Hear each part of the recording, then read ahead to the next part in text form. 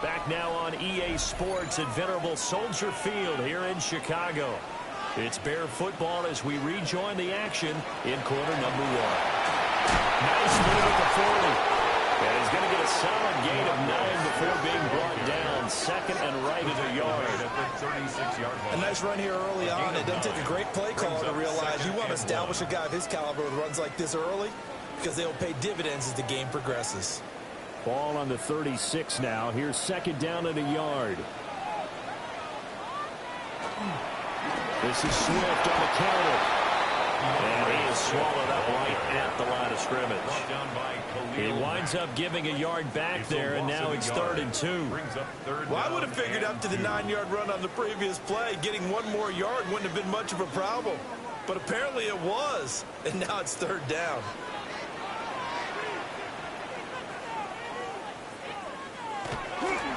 They'll try and run here with Swift. And Swift is not going to get there as they stop him short of the yellow line. They end up getting stumped twice after that 9-yard gain back on 1st down. That was well played there defensively. 2 tight ends in the formation, which essentially gave them 7 blockers up front. Hard to imagine with all that size and beef that they could let a tackler through, but that's exactly what happened. A loss resulted. On 4th down, here's Williams.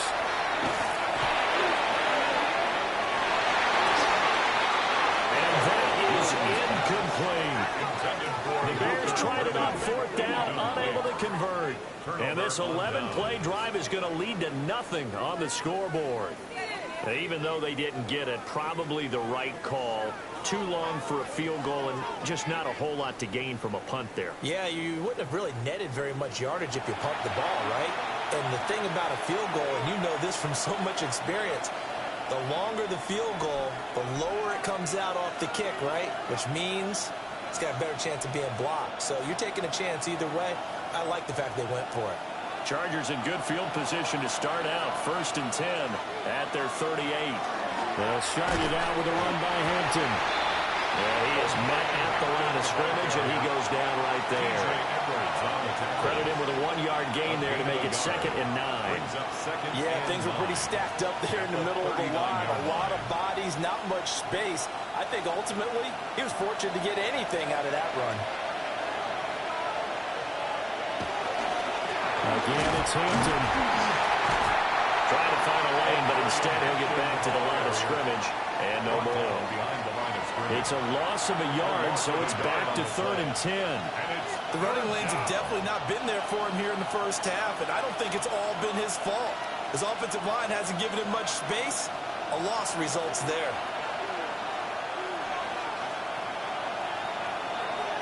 Here's Herbert.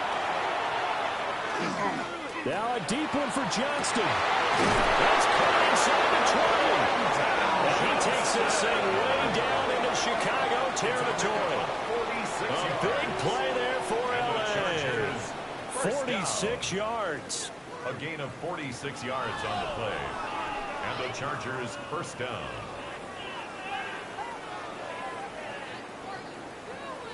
And not only does Justin Herbert have one of the biggest arms in the game, I don't know that anyone throws a prettier pass. Every time he throws the football, I just want to slow it down and have it be a highlight type of a throw. And oftentimes it is, just as we saw there. 2 yards that time. A stark contrast from the big chunk on the previous play. Vision is so important for the man in the middle because his ability to look through all the clutter that's happening in front of him, diagnose a play, and then go make it and finish it, that's when the great ones know that they have the goods. Herbert going to give to Hampton. And they get to him quickly as he stopped right around the 13. They'll pick up only a yard there, and it'll leave them with a 3rd and 7. And the big fella stuffed that one up in a big way. I think doubling him has to be a priority because you can't move up to the next level if you don't take care of him first. Here's 3rd and 7. Now Herbert with it, looking to pass. And this is caught. He's got it. Touchdown, L.A. Lad McConkey, a 12-yard touchdown grab. And the Chargers are on the board first here this afternoon. All the receivers in the league are plenty good enough. Otherwise, they wouldn't make it in the NFL. But the ones that go to the Pro Bowl, they have refined route running ability.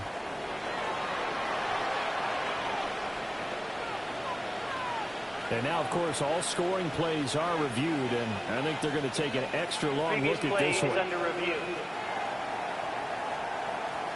They're taking a peek at whether or not those feet were in bounds, and obviously a big call here in the end zone. And not just the feet. How about the hands? How's the ball possessed while the feet are hopefully getting down in bounds? That's what they're trying to look at to see if it all comes together. After review of the play, the ruling on the field stands. So they called it a touchdown originally. This will stay a touchdown after the video review, so they have it right. And for the extra point, Cameron Dicker.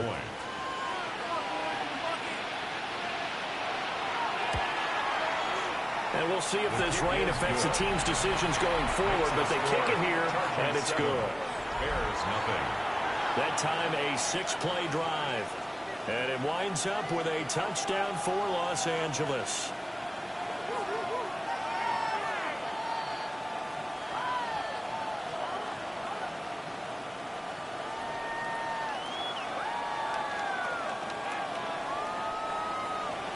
Here's Dicker now as he'll send this one away.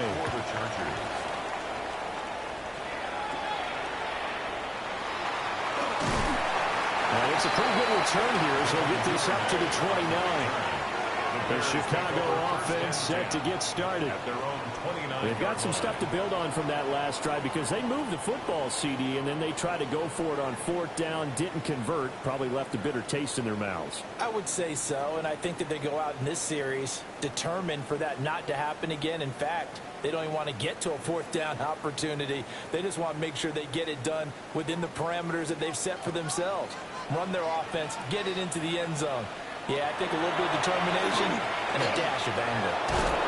Got his man complete over the middle. It's Moore. On a gain of 3 on the play, and it'll be 2nd down. I think defensively you're okay with that. Here in the first quarter, he's going to get some catches, but they rallied to him quickly. And that's what you count on, and I like what you just said. First quarter, can you do it all game long? They catch it, you tackle them, they go down on the spot. Because when you're able to do that, you don't give up big chunks of yardage after the catch. Now you put the offense in a position where every series they have to work hard to pick up first downs, and you tend to stall them out when you do that. The completion on first didn't get much, and now the run on second doesn't get a whole lot either. Well, if you're a good play caller, you've already looked ahead and anticipated this type of situation. Already down in his play sheet, trying to dial up a big 3rd down play. It's incomplete. Took a shot, couldn't connect. I know this offense was expecting to do big things, but it certainly hasn't turned out that way, at least not through the first 3 drives. They're definitely going to have to put their heads together and start concocting some offense that'll move the ball downfield. Here comes the Bears punter now, as he'll punt it away for the 2nd time.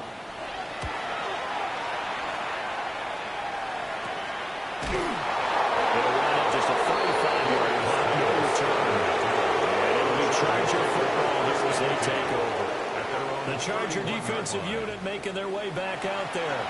They've got a 7-0 lead in the football as well as they start out 1st and 10.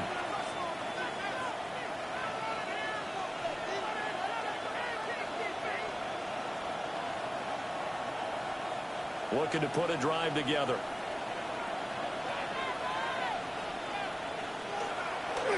Play action. It's Herbert. Across the formation, he's got a man. That's Allen. And they get him down, but not before he takes it across the 40-yard line. Nice way to start the drive. A gain of 12 and a 1st down.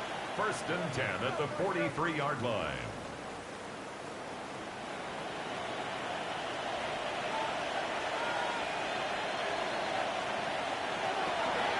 Up the middle, it's Hampton.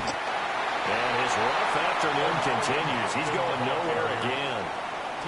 Officially, it's a 1-yard loss. That's going to bring up second and 11. And that's exactly what offenses try to avoid by using motion and throwing different formations up. They hate when he can draw a bead on the play, get a running start, and make a big play behind the line of scrimmage as he did just there. Back to throw here, Herbert. That one complete to McConkey. Herbert's pass. They'll wind up getting 10 back as that sets him up for third down. After 7-0 on EA Sports.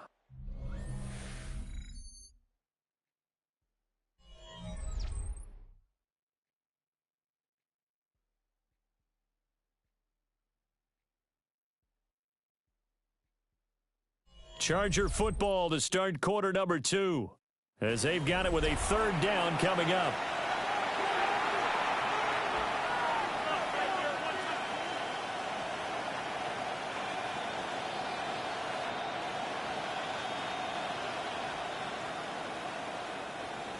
So they just need 1 yard here to pick up the first down.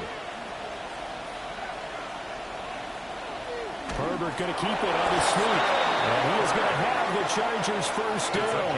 At least it would appear that way. He didn't get it by much, but yes, they do get the conversion on 3rd and 1. They pick it up on 3rd and 1 on the quarterback sneak, and that's not easily done because there are extra bodies in there on the defensive side, and they're moving forward at the snap. Yeah, I was certainly expecting a handoff, weren't you? Yeah, I totally was. I thought they'd go to the back, maybe try and get a lead blocker in front. But as you talk about in different games, those guys with confidence in their offensive line, they just want to move forward and get it.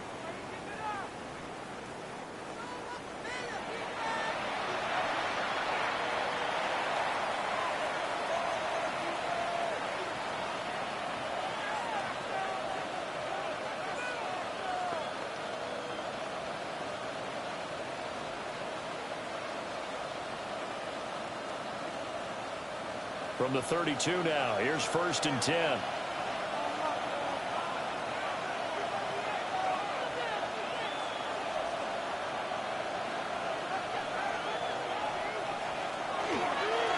run once more with Hampton. And he can only manage to get a couple.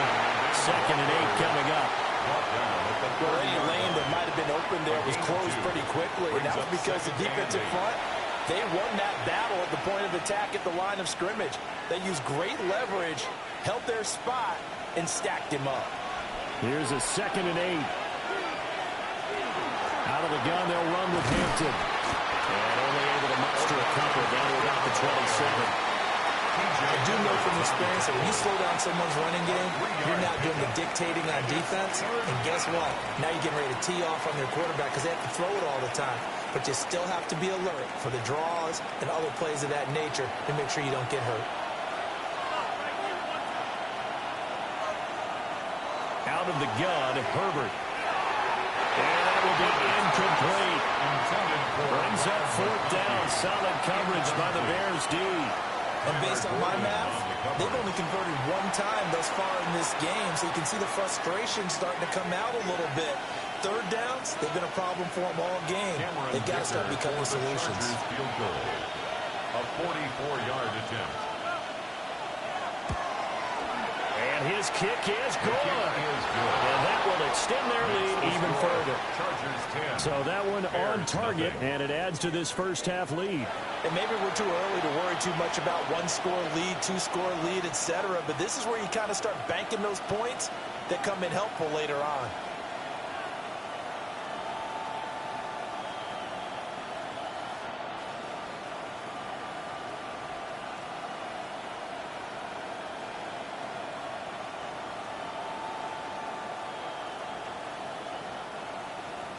So after the touchdown, here's Dicker out to kick this one off.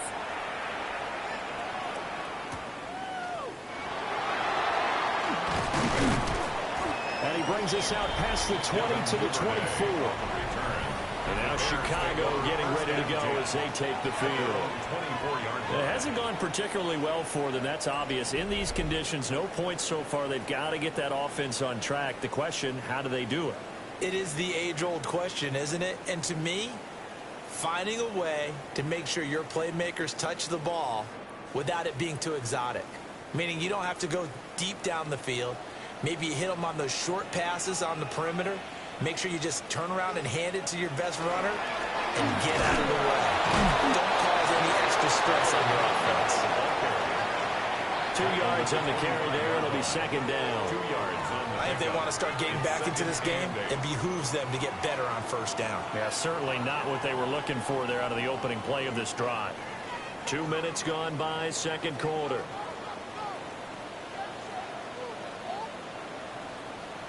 To throw, Williams.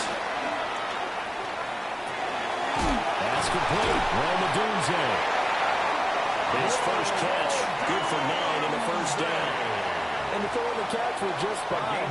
Against zone coverage, when you run a drag route, what you're hoping for is he makes the catch and makes someone miss, and they don't there. Very difficult route to run when everyone has their eyes back towards the quarterback and they're able to see the route develop.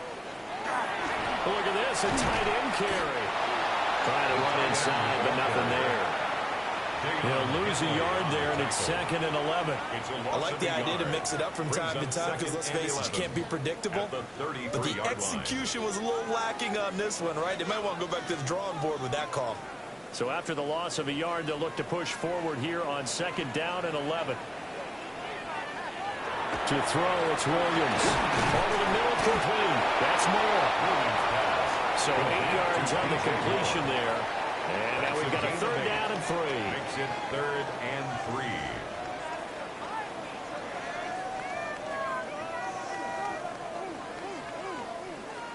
Coming up here looking for 3 yards to pick up the first. Looking to throw is Williams. They'll try and set up the screen to Swift. And he'll be corralled out across midfield down to the 45. The Bears on the move. They've got another first down.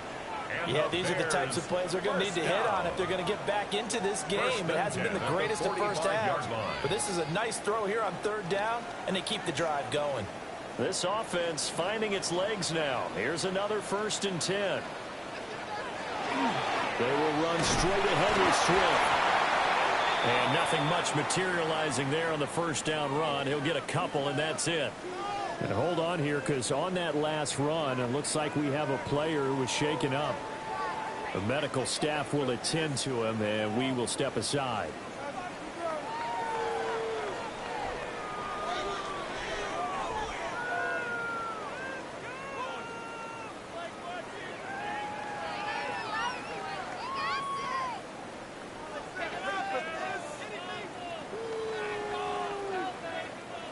Second and 7. Once again, it's Swift. And nothing doing. He's immediately taken down at the line of scrimmage. Now they're staring at a 3rd and 8. That last play backwards a yard. I think sometimes when you're trying to get after the quarterback, maybe it's better to be lucky than great. Because I think on that one, he's just trying to get upfield and rush the passer. Instead, the tackle for the loss landed right in his lap. Here's Williams. There's a short one caught by Loveland. And he's just going to be short here, barely. Maybe by a half a foot. It'll be 4th and inches. I thought maybe when he caught, he'd have a good chance of getting that first down, but that's a nice job of holding him up and preventing him from getting to the sticks. Here comes the Bears punter now. Standing right around the midfield stripe. And he's been a busy man here in this first half as he gets it away. The Chargers getting set to go. And they're not going to play this conservative, I don't think. They had the field goal last time, and they're up, but they're looking to put a drive in the end zone. Oh, I agree with you totally. No one goes out on the field and says, all right, let's just settle for 3, except in certain situations, trying to ice a game, that sort of deal. Most of the time, it's end zone, and that's what you're thinking, and I believe that's exactly what they're thinking as they begin this one. Yeah, no quarterback ever goes out there saying, hey, let's get 3, right? Not one that I've ever met. A play fake, and now Herbert to throw. And he's going to be taken down right at the line. He was unable to shake free there, and they'll cover him for a loss of a yard. Well, Brandon, we could see that play developing, and they were hoping that he was going to be able to put a move on the first guy and turn it into a big play. But no such luck. The speed on defense continues to get better and better in the NFL. Pretty nice example there of those guys being able to run from their assignments. And he's taken down. Back in his own 7. Andrew Billings, the defensive tackle, getting in there for a loss of 5. Okay, you know my bias is about to come out here. A lot of people think that the offense is just moving in the wrong direction. I'd say they're moving in the right direction because the defense is pushing them back. Former defensive guy. Now, as a quarterback, 3rd and long, you really got to rally the troops here, don't you? Yeah, you're doing a big way, and what else do you have to look out for? More pressure coming at you because it seems to be working pretty well. The Chargers on 3rd down. They've converted 3 out of 5 thus far. This will be 3rd and 15. Over the middle, and it's caught. Keenan Allen. And he's going to come up well shy of the first here as the tackle's made right around the 12. I think that call was made not so much to try and get the first down, although they would have taken it if they could have gotten it, but to give their punter a little bit of space and try and help out their defense. Yeah, they got the safe completion on 3rd. On is the punter Scott here as he gets this one away. Taking on the midfield logo. 33 yards is the distance on the punt there. And it'll be a short field for the Bears as they take over 1st and 10. The Chicago offense set to get started. Over on the sideline, hoping to hit that reset button between possessions. Last time out, they had to punt it away. This time, hoping to finish this thing off in the end zone.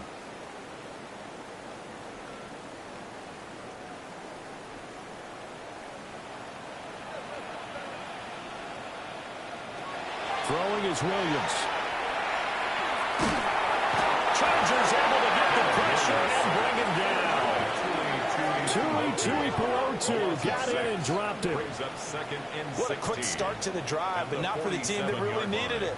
In only a few seconds, the opposing QB found himself on the turf, and the defense is celebrating 2nd and long.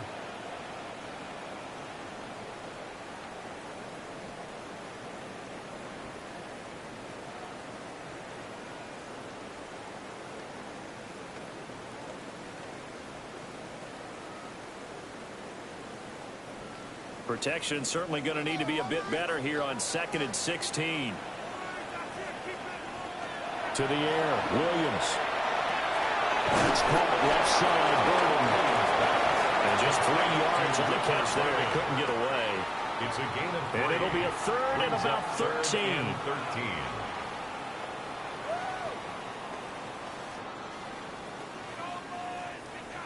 And not an easy spot here. They'll be in search of 13 yards to try to pick up the first. Now on 3rd and long, they'll look to throw.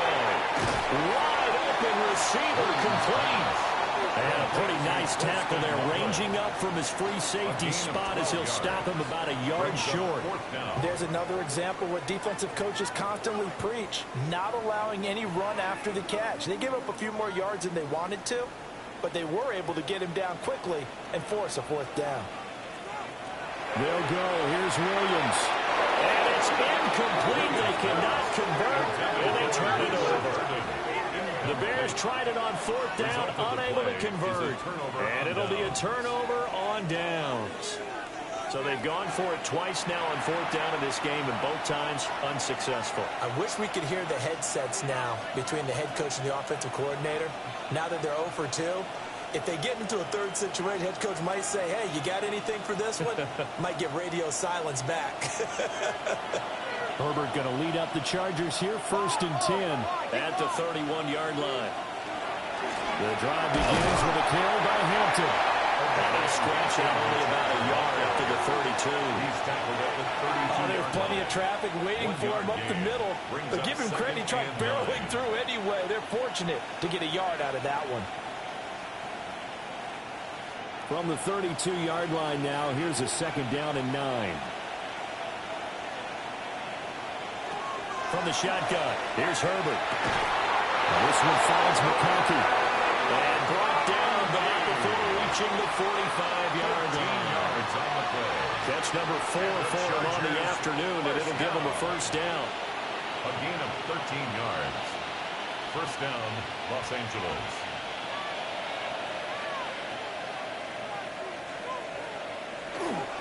They'll work inside here, Hampton. a nifty juke there. Not much fun for a guy trying to tackle him.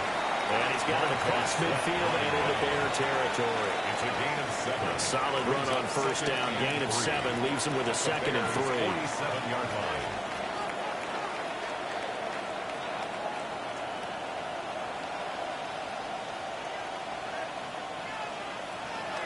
A draw play, Hampton. And he'll only get a yard to bring up 3rd and 1.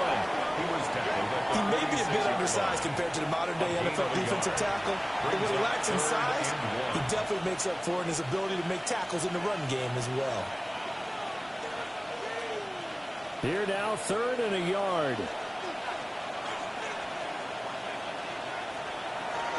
Try to run for it with Hampton. And he's going to go backward. They get him behind the line. A loss of a yard, and it brings up 4th. An interesting and intriguing decision there defensively because they kept extra DBs on the field despite seeing the multiple tight end look that came out for the offense. I thought they were going to switch out of it. I didn't know if they felt they didn't have time or what the case was. Well, in any event, the extra speed allowed for great penetration as they stuffed that one behind the line of scrimmage.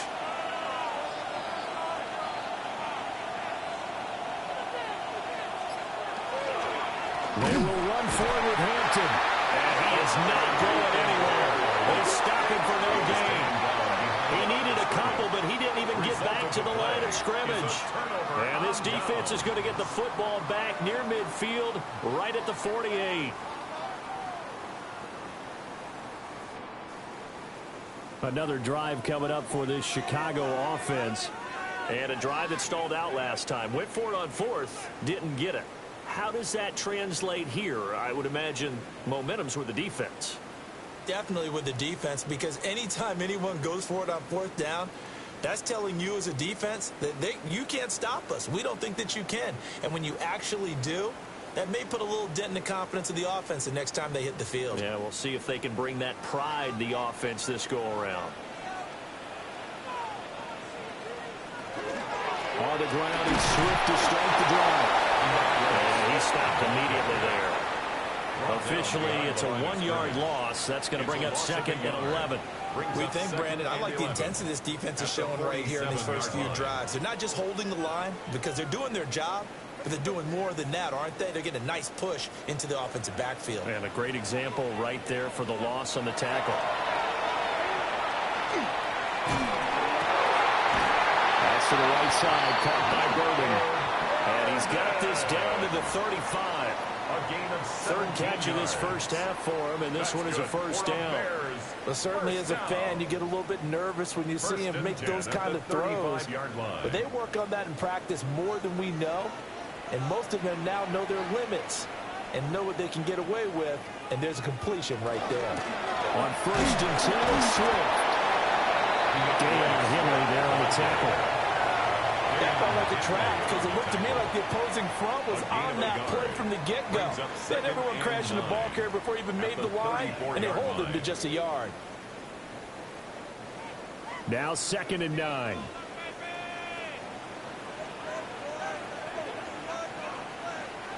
Working out of a gun, Williams. He's got the connection to Moore. So the completion good for just 3. And now 3rd down and 6 to go. It's a gain of 3. One of the selling points of the in route is it gives the quarterback a really nice sight line to his receiver and almost on a direct shot able to throw the ball into the middle of the field and have a great chance of success as they did on that play. Williams now from the gun on 3rd down to the sideline, and that is a heck of a catch as he was able to get both feet in. 1:57 to go in this first half on EA Sports. Back to the running game with Swift. This will be stopped about 2 yards shy of the marker. 8-yard gain, 2nd and 2. Offensive linemen love creating space for their guys carrying the ball, but when that guy also breaks tackles and creates extra yardage, they almost feel like he's one of them, and they really embrace him. The Chargers going to signal for the first of their timeouts as they'll talk things over prior to this upcoming 2nd down play.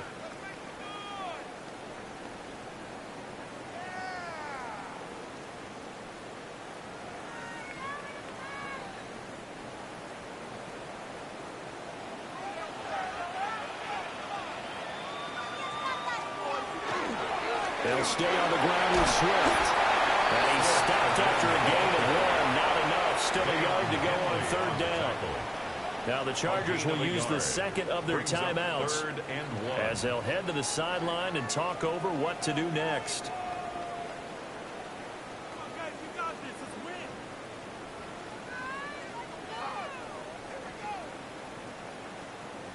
This will be play number 8 here on the drive. It's 3rd and a yard.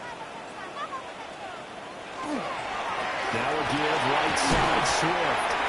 Chargers going to use their 3rd and final timeout. And they'll be disappointed to have to burn one there after giving up the first down. First down. 1st and goal at the 6-yard line.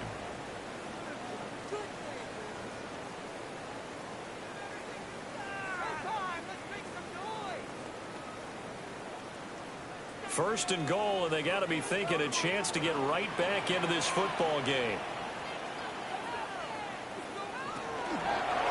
Now an option play, and he'll keep it. And he'll get this one back to the 5-yard line, but no further than that. No gain there as he kept it himself at 2nd down. Well, for that being an option play, there really weren't too many options available for him, were there? No, there weren't, and at least he was able to get back to the line of scrimmage, so he didn't lose anything, but you're exactly right. Nowhere to go. Now they'll switch it up here and look to throw.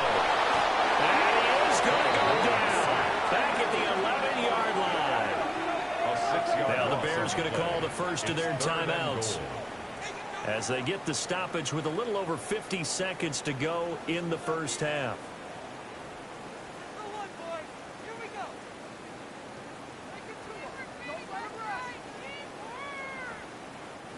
A big play forthcoming. Here's 3rd and goal. They'll look to throw for it with Williams. And that is too far out in front of his intended target. Incomplete. Well, so a drive that spans all that time, and yet you may only come away with 3 points here. Well, your defense, all right, they actually like these long drives. They get to rest over on the sidelines for a while. But when you're not finishing with points in terms of touchdowns, that's frustrating. They've got to figure out how to close out these long drives and get 6s instead of 3s. Well, still trailing here, but they do get the late field goal. Now their defense will try to keep this score right where it is heading into the locker room. Yeah, and trailing at the break, you obviously don't want to go in up of a negative play. Give them credit for that one. Finding a way to put points on the board, give them any type of a spark, anything to build off of as they try and plan a comeback.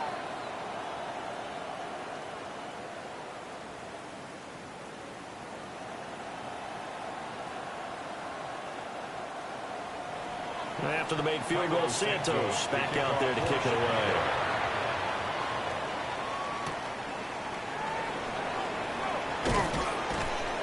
And a decent return out to the 27-yard line. The Chargers going to take over now late in this first half. And we'll see how much they want to push things, leading already here 10-3.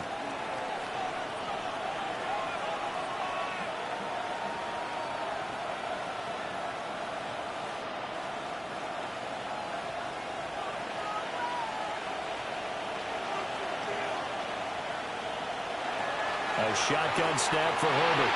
Throw over the middle, and it's caught by Johnston. His second catch. This one not quite as dynamic as his first. And it's 2nd down. One thing you're hoping for when you run drag routes, you're able to hit a receiver in stride, and he can pick up a lot of yardage after the catch. But in this situation, the defense was effective, able to stop him before you get a good head of steam going. Well, this time they'll just keep this on the ground. And he's going to have a first down, but not sure it'll matter as the clock will continue to run. Nifty running there, but it'll come on what should be the final play of half number 1. 1st and 10 at the 40. Halftime coming up. Let's get you down to Orlando and our buddy Scott Hansen with our EA Sports Halftime Report. All right, Brandon, thanks much. Welcome in, everyone. Scott Hansen here in our thankfully dry studios in Orlando. That's obviously not the case at the stadium, where the rain continues to play a factor in this game. Who will take better advantage of it in the second half? To find out the answer, let's go back out to the stadium and rejoin our commentary team, Brandon Godden and Charles Davis. All right, Scott, thank you. The rain, if anything, maybe intensified while you were covering the halftime report. We'll see how these two coaching staffs want to approach this second half to come.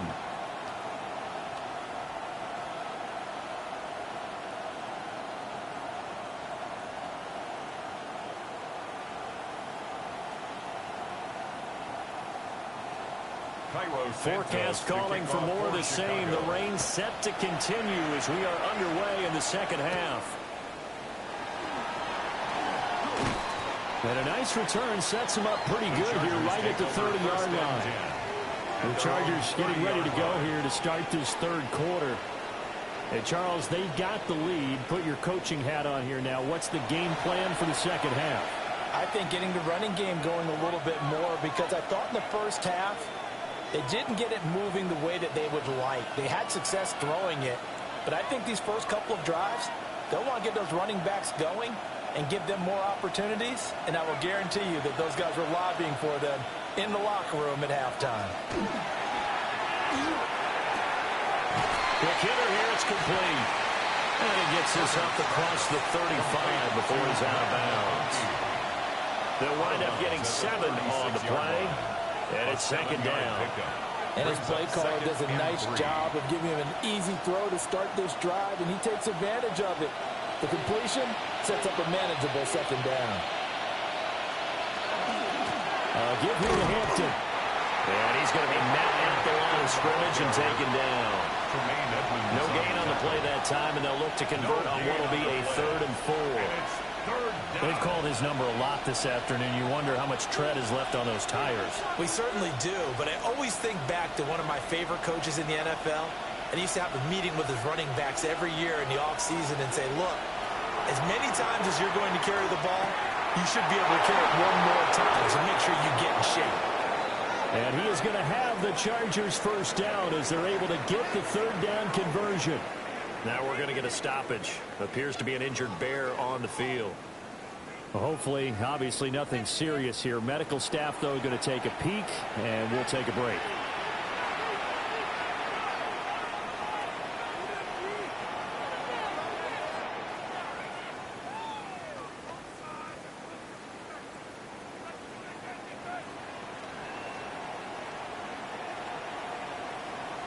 Man, I just love being in this stadium. So much history, tradition, so many great teams and games, and we're seeing a pretty good one right now. Hotly contested in the 3rd quarter. And he's going to be brought down inside the 45 to 43. 46 yards rushing for him now to this point. That's a really nice job by them picking up the run blitz and detecting it and blocking it and turning it into a nice run. And a lot of times you think if you blitz a running play, you're going to smother it. But a lot of the blitzers, they come in a little bit high. They don't have great leverage, and they're easily blocked and turned to the side. And he is met at the line of scrimmage, and he goes down right there. He got maybe a half yard at most, but officially they'll be left with a 3rd and 2. So 3rd and 2, this quite possibly 4-down territory, though, if they're stopped. Again, it's Hampton. He's going to be a yard short. Needed 2, but only got 1. 4th down. Well, they picked up a portion of it, but not all that they needed. Now that leads to a decision on 4th and 1. Let's see what they decide to do.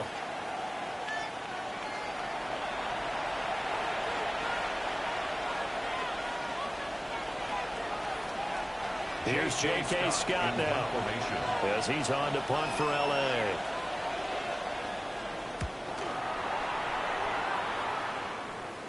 And did he put that on a dime? He did. Wow. Out of bounds at the 1-yard line. So here are the Bears now as they get set for their first possession of the second half. And, Charles, they're certainly still right in this game, but they need that offense to wake up and in a hurry. Yeah, I like the way you put it. They certainly did seem to sleepwalk a bit in the first half. Now that their defense has done its job, it's their turn now to go out and try and get some points. They'll start on the ground with Swift. And he will forge his way forward only up to the 2-yard line. There to make the tackle, Khalil Mack. Well, he got what he could there, just trying to move forward and gain a little bit of yardage and create some space. You know the pressure is going to be tough defensively. 2nd and 9.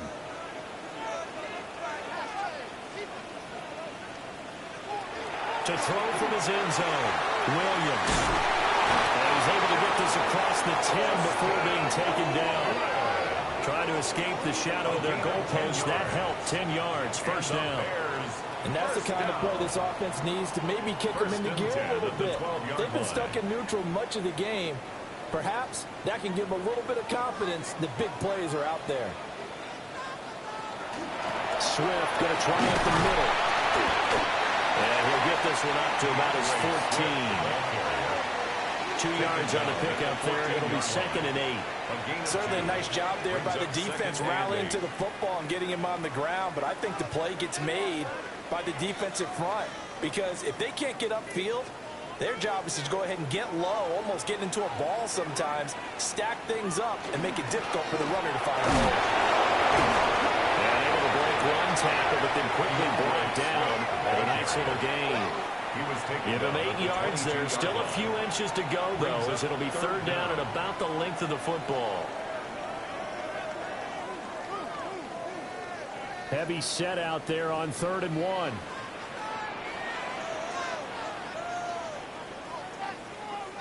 Williams going to sneak it. And he will have the Bears first down, maybe by about a yard as they find a way to convert on 3rd and inches. That's good for a Bears first down. I don't know about you, but I like this call. 3rd and inches, and instead of worrying about getting it back to a running back and maybe there's some penetration from the defensive front, just go ahead and take it, move forward, and pick up the first down. And as we say often, it shows confidence in your offensive line.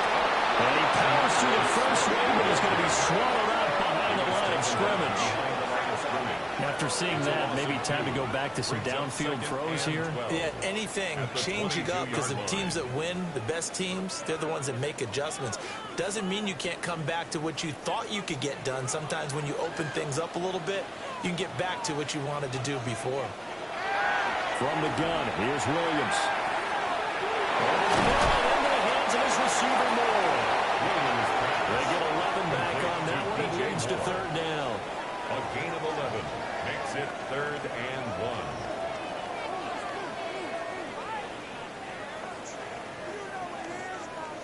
1. This will be play number 8 here on the drive. It's 3rd and a yard.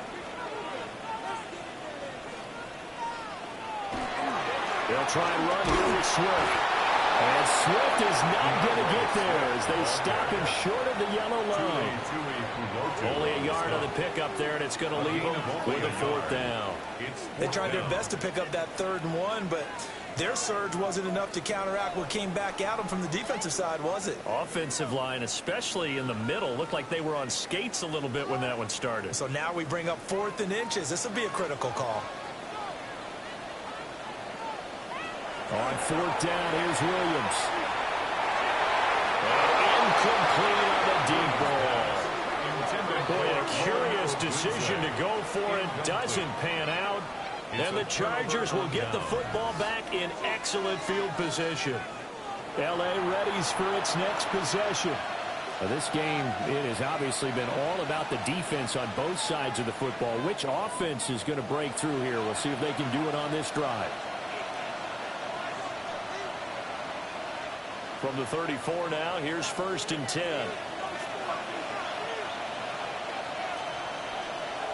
Now it's Herbert. No gain on the play. And that will bring up 2nd down. Well, that was a simple throw and catch, but even with that completion, 0 yards gained, so they're behind schedule on down and distance. I think they were hoping to get it to him. He could make a man or two miss, but that window closed quickly. Here's 2nd and 10. Herbert finds Johnston. And he's got this down almost to the 20 before he's dropped. That one good for 13 and a Charger first. And that's a more than acceptable read right there because it's zone coverage, so timing is everything. This time he waits for his man to come open, puts it right on him, and they pick up a first down.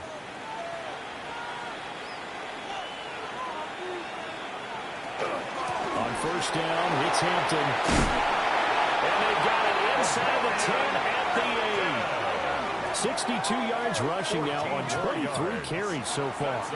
That was good, tough running right up the middle. And if the defense can't penetrate and make him slow his pace or change direction, that's often the end result.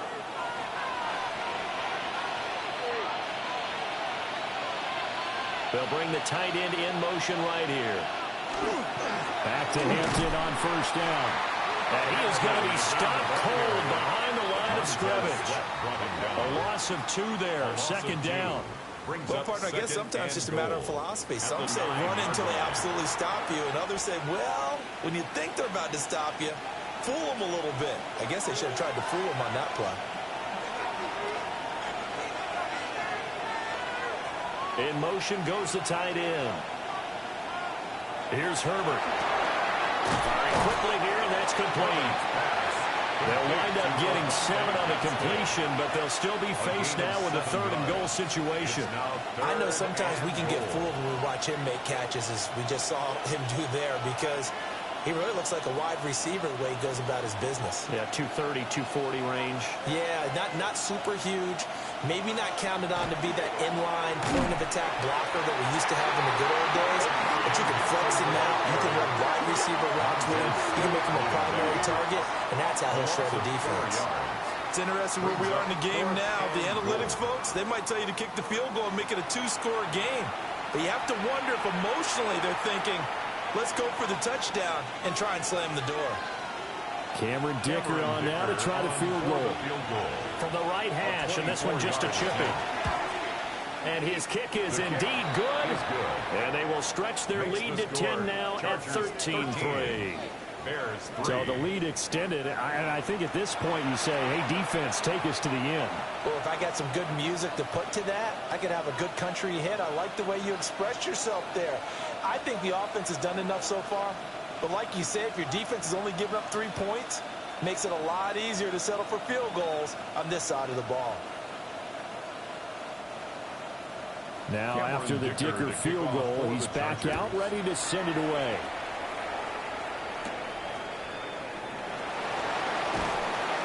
And he'll take it up past the 25 to the 26-yard line. And now Chicago getting ready to go as they take the field.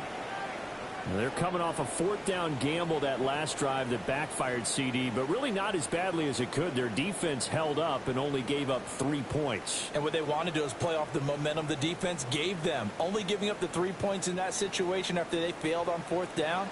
Now they want to make it pay off. They want to pay homage to the defense and have their own drive pay off in points for themselves. To the left side, he's got his tight end Loveland.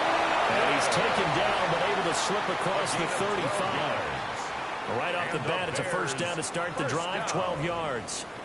And this is what they're going to need more of. It's the 3rd quarter. You're trailing. You've got to come out with a renewed sense of purpose. And that's a nice way to kick off the drive with good yardage and a first down. They will run straight ahead with Swift. And he's going to be stopped up quickly here. Just a yard up to the 39-yard line. Well, sometimes you just have to give credit to the defense. Great job there at the point of attack, holding up. They won their battles at the line of scrimmage, left him no space to try and run. A really nice job swarming to the ball carrier. From the shotgun, a throw for Williams. Pass caught right side by Loveland. A gain of 5. And that'll bring us to a 3rd and 4. Let's not quibble about the gain there on 2nd down. That was a positive play because that was a take-what-you-can-get situation. Got out to the tight end. Now it gives them a much better opportunity to convert on 3rd down. This offense in desperate need of a conversion as they come up on 3rd down. To throw, Williams. And he'll find the open man. That's complete. And he's brought to the ground with another first down at the Chargers' 39. Give him 17 yards that time as that'll move the chains. First down. 1st and 10 at the 39-yard line. And Brandon, from our time in college football, where receivers weren't running the traditional NFL route tree, one thing they did learn, find open areas, find soft spots, and set up and catch the ball. And I think we just saw that there. Yeah, we saw that indeed, picking up the first. And they'll let the quarterback keep it here on 1st and 10. And this turns into a nice gain with a slide at the end. Another good gain. That's now 35 yards combined on those last 2 plays. At the 20-yard line. Well, he is certainly dangerous when he spots a lane, and he keeps it himself there and worked out well. And how about the moving parts on a play like this? You know you have to practice it over and over because it's almost like a ballet that has to be choreographed. But how about once he made the decision to go, he committed to it and went. Let's face it, most teams are going to defend the running back much more than the quarterback on that type of a play. Well, CD, a lot of times like to separate speed and quickness, and they've got a back that's both. We know that he's fast in the open field, but, man, his first step is so quick, too. It is something, isn't it? Because you think of that type of speed getting to the perimeter and turning upfield, but also when you run those inside runs, he can get into the secondary so fast the linebackers don't have a chance to react. And he will maneuver his way down to about the 7. It'll be a 3-yard pickup, and it brings up 2nd and goal. A lot can go wrong when you call a play like this down in the red zone, but that's where you appreciate this from your head coach. He's not afraid to trust his guys to do the right thing, and as a player, that means an awful lot. Looking to throw is Williams. Looking end zone, but it's incomplete.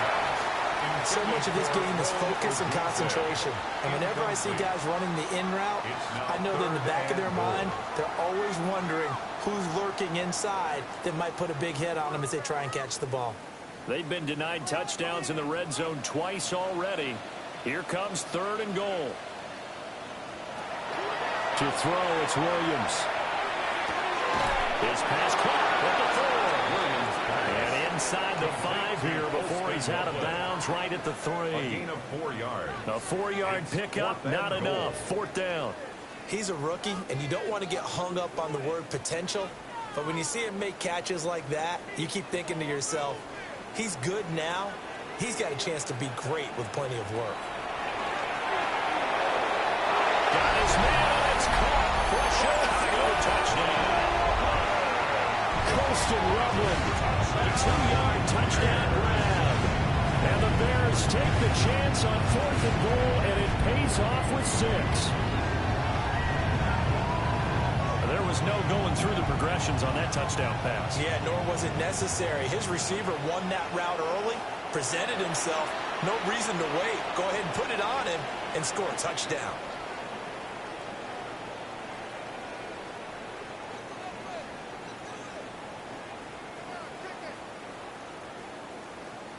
Cairo Santos on to try the extra point.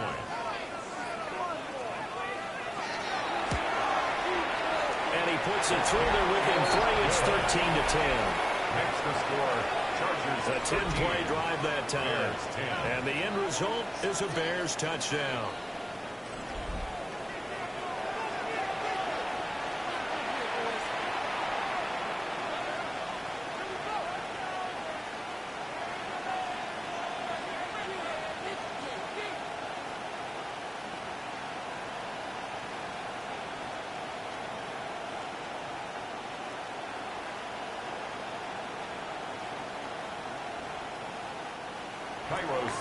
After the touchdown, here's Santos to kick this one away.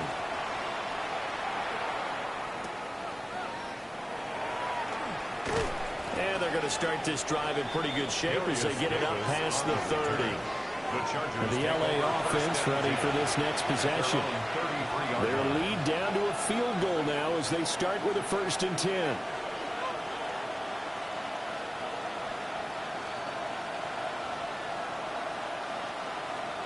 Looking to put a drive together.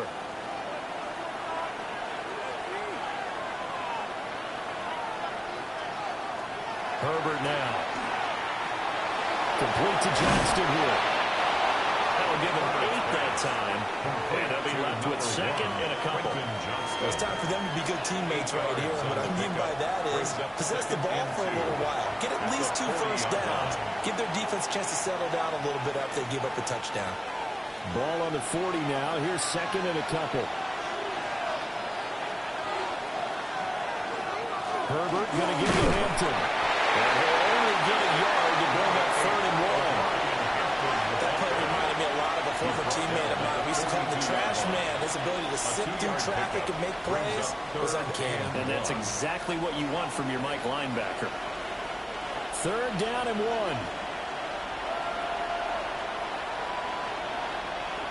Herbert going to keep it on his sneak. And he is going to have the Chargers first down as they're able to get the 3rd down conversion. Only a yard there on the keeper, but that's all he needed. First down. A gain of 1 yard.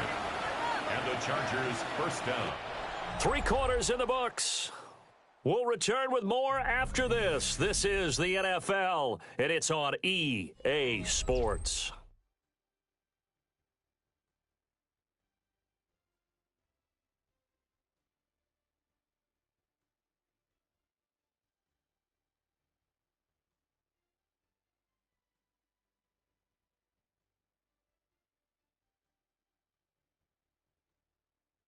Back now at Soldier Field. It's been a very hotly contested game to this point. Just a field goal separating these two teams as we get set for the 4th quarter.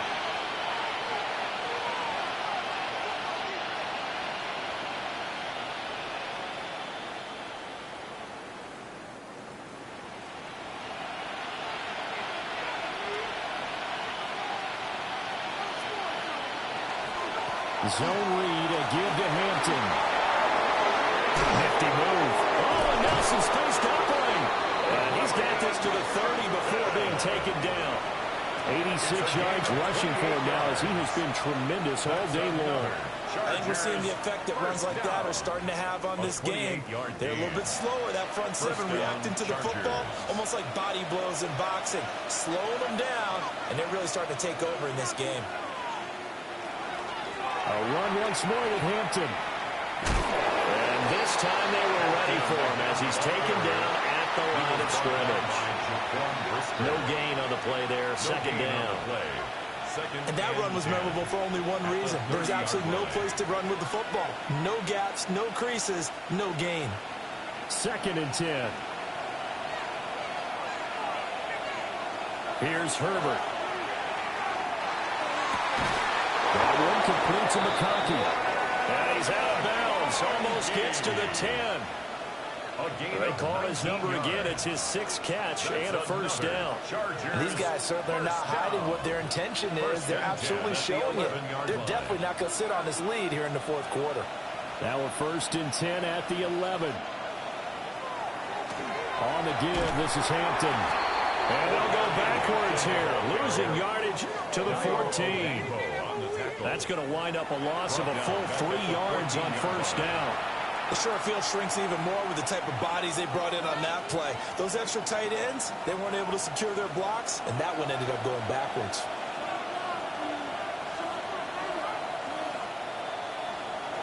Back to throw here, Herbert. He's got his man. It's caught. Touchdown, Chargers. Oronde Gadsden from 13 yards out. And the Chargers get an important score there to extend their lead here in this 4th quarter. Well, that's certainly going to bump up the old win probability index because now it's a 2-score game here in the 4th quarter. Yeah, you're taking me into that deep water now. Win probability index. This game's definitely not over. We're not looking at a 0.5% or something. It's just 2 scores. But the way that this team has played, to me, what I've seen, they absolutely deserve to win this game. They've been the better team by far throughout.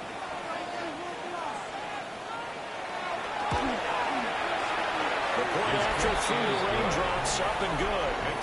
And his guys will take a 10-point lead. Bears 10.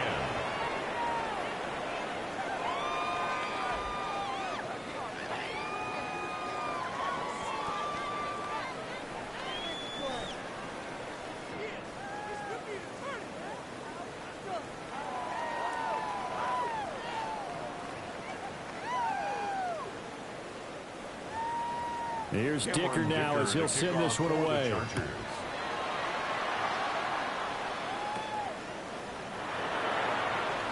A dangerous return man showing him here. The Bears offense and running back DeAndre Swift headed back onto the field. And he has put in a full game's work and then some. Just an incredible performance on the ground to this point in the fourth quarter.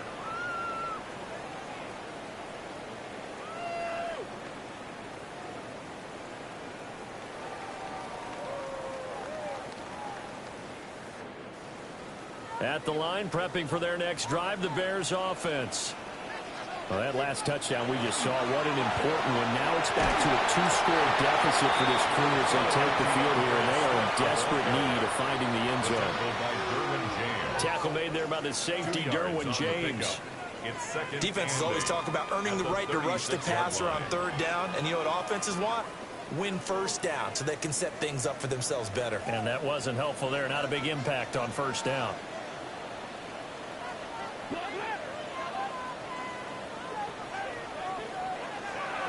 On play action, here's Williams. He'll get this off to Swift. And he goes out right around the 39. They'll give him 4 yards there. And it brings up 3rd and 5 now. And we see another pitch and catch there to the running back. This position just continues to evolve. They become just as critical to the passing attack as a lot of receivers, tight ends, because their ability to make people miss in the open field can really generate big plays for an offense. Well, that will be incomplete. Well, they weren't scared to let it fly, but it falls to the ground and brings up 4th down. When you're leading in the final quarter, your radar has to be up for any potential deep shots. And probably not the last one they're going to see in this game, not as long as they hold this lead. Here comes the Bears punter now, as he'll punt it away for the 4th time today. Just 34 yards on the punt there, no return. And they will take over 1st and 10. The Chargers offense and Justin Herbert getting set for this next drive. And he has been masterful so far in leading this offense. He's kept the mistakes to a minimum. He's been on point with his passes, and he's generally been one step ahead of this defense all game long. The Charger drive about to get going. Well, there are 2 scores on the plus side. Still time here in this 4th quarter, but maybe you start thinking about playing keep away. Yeah, I think here's the situation. You're not thinking touchdowns anymore. You're just thinking first downs. To keep up with your theme there, playing keep away, first downs, they can't touch the ball. 1st and 10 at the 45-yard line. Well, it may seem a little unorthodox to some people. Got the lead, 4th quarter, yet he's still firing away. I think he believes that's the best way to go ahead and win the game. Yeah, a lot of coaches say, let's just run the football, be conservative. He's sticking to his game plan. No, that is his game, and that's what they're going to ride. Up the middle, it's Hampton. And they'll get this just to the 47. 1-yard gain. Brandon, I've got to think this offensive line has got some smiles on its faces. And I know it sounds crazy, but they practiced for this back in training camp. They knew they'd be in situations where there'd be extra defenders in the box coming after them, trying to keep them from locking down a game. Right now, they want to show the world they're up to the challenge. To the left side, he's got McConkey. And he's down right around midfield after a gain of 2, maybe 3. They like going to him in the slot. He catches another one. I think this comes under the heading of, until they stop him, why not go back to it? He has something going really well. Great working relationship with the guy throwing the ball, and they keep making the connection. From the 50, here's Herbert. And a throw there going to be incomplete. I see the surprise in your face there, partner. That is a rare incompletion from him. He's been on point this entire game. He has percentage completion-wise way up. Not that time. Here's J.K. Scott now. He'll boot it away from about his 35. He'll get off a fairly short kick here as this is toward the sideline. The Chicago offense set to get started. The defense was able to force the punt. That's the good news. But this is still a 2-score game, and they need points on this drive and in a relatively quick manner.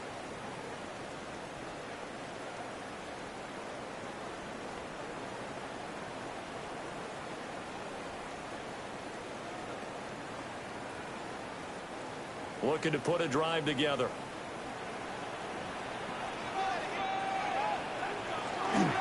They'll start on the ground here on first down. And he is out of bounds right around the 34. The drive starting with a first down, 11 yards on that pickup. We'll definitely see some open running lanes, and he's taking advantage of it right now, but that shouldn't be a surprise. Defense has the lead. They're playing for the pass first. From the 34 now, here's first and 10. And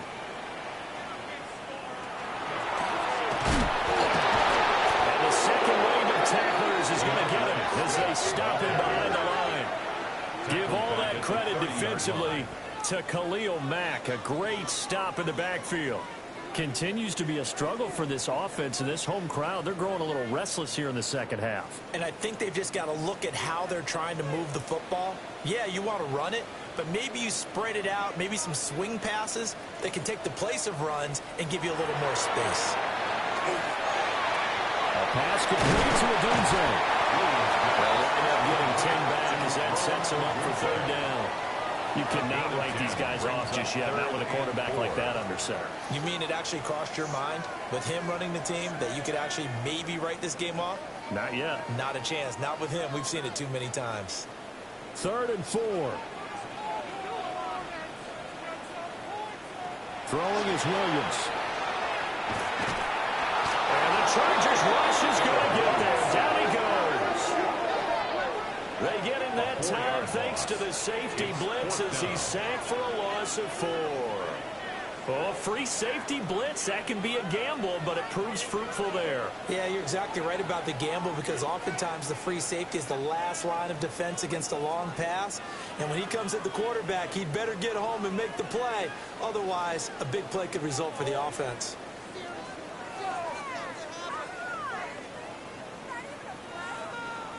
Here comes the Bears punter now as he's on for the 5th time here today.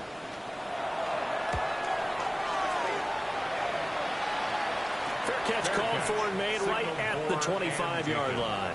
36 yards on the punt with no return. And it will be 1st and 10 as they take over.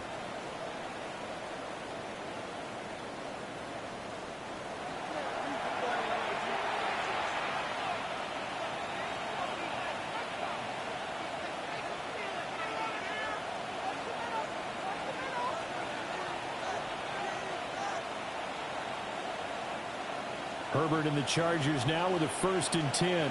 At their own 26. The drive begins with a carry by Hampton. And now a whole lot of room to operate there on the 1st down run. He gets maybe 3. Good push from the offensive line, and they've done well so far to build this lead. Now they've got to get things to the finish line, and that's a solid pickup there to begin the drive. 2nd and 6, just inside the 30.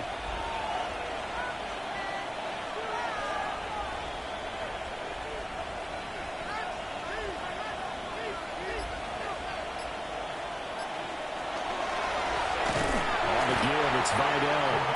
And he is met in his tracks behind the line of scrimmage. It'll go down as a 2-yard loss, and it brings up a 3rd down. Now that's a nice play. Got me fired up, partner. But can they do it back-to-back plays? All the training that you go through as a defense for these situations, when you have to get the ball back, everything you go through, holding up the runner, raking up the football, getting to the passer, knocking it out of his hands, whatever way, they have to get the ball back. Now can they stand tall again for a huge 4th quarter stop? 14 yards is the pickup there and a Charger 1st down. The passing game continues to be their friend. Even with a stable lead here in the 4th, Charles, they're going back to that well. Yeah, with their overall philosophy, you know that they trust their quarterback. He's been able to throw it well. If they continue to throw these safe passes, who can blame him? He'll be pretty well stopped in his tracks. Give him a yard up to the 42. I'm sure that that's going to be the formula. Just keep the ball on the ground. Keep that clock moving. And when you have the lead this late in the game, above all, stay in bounds. Yes, take care of the football. Yes, gain yardage, but stay in bounds and let that clock tick. Now Herbert with it, looking to pass. Open man, right side. That's McConkey. Call it a gain of a yard. And 3rd and 8 now. But it appears that they read man defense and went to the out route, and what you have to do on that one is the receiver's got to make sure he works the defender towards the middle of the field to give himself space to cut to the outside and have that ball delivered with good timing, and they got it done. Justin Herbert looking to pass. And it's a short one here, complete to the tight end. And to the 46 he goes and no further, so he is well short of the first down marker. Excellent job there defensively. Gave up the underneath to the tight end on third down, and they made sure that they did their job. Got him on the ground and prevented him picking up a first down. Here's J.K. Scott now as he's on to punt for L.A. Dances by him. Well, goes a punt of 34 yards that time. And the Bears take over. And now Chicago getting ready to go as they take the field. See if they can put this drive in the end zone, Charles, because it's been a little bit of a rough go at times. They've had to punt the football a ton in this ball game because of stalled-out drives. So are you saying that you're kind of tired of seeing the punter run out there and do his thing during this game? Is that what you're trying to say? Well, I mean, I'm okay with it. I have a feeling that this offense, they don't want to see the punter again. And frankly, the punter doesn't want to run out there anymore himself. He'd love to see his offense put together a drive and give his leg a rest. It's a pickup of 3. That's just a pile of bodies there, and that's when you kind of find out who's a tough guy, right? Who can stand up and make a play. It was only a 3-yard run, but for both sides, they had to walk away from that feeling like, okay, I can stand up when the going gets tough in here. And they'll send the tight end in motion here. They'll run here with one guy. Looking for a seam, but finding none. He'll get back to the line of scrimmage, and that's it. Now they're going to be dealing with a 3rd and 7. Is that one officially a loss of 1? It's a tough one right there. He ran right into the teeth of the blitz as the linebacker was freed up in order to stuff that one for a loss. I think quarterbacks got to see that. Got to find a way to audible into something a little more advantageous. That is caught. And he'll be taken down, but not before they work it across midfield. Last play they got stuffed at the line. Different story here, over 20 yards. Bears, first down. 1st and 10 at the 49-yard line. All right, this is the time of the game where they're down a couple of scores, and they've really got to get some yards in chunks, and they know the defense doesn't want to give those up, but they've got to find a way to take them anyway. Now the question is, can they string a few of those together? To the air, Williams. Throwing over the middle, but it's incomplete. Well, that's a defensive coordinator's got to be happy with that result. They took away all options downfield and forced the incompletion.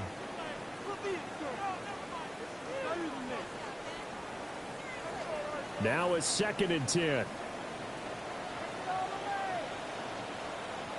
Working out of the gun, Williams. There's a short one caught by Logan. They do get a yard there, but only a yard. Leaves them with 3rd and 9 looming. One thing I think that's safe to say defensively, the tackling's been really good. And because of that, it's been very, very hard for them to move the ball because you're not getting the benefits of run after catch. They're tackling them almost on the spot. That means you have to run extra plays, harder to move it.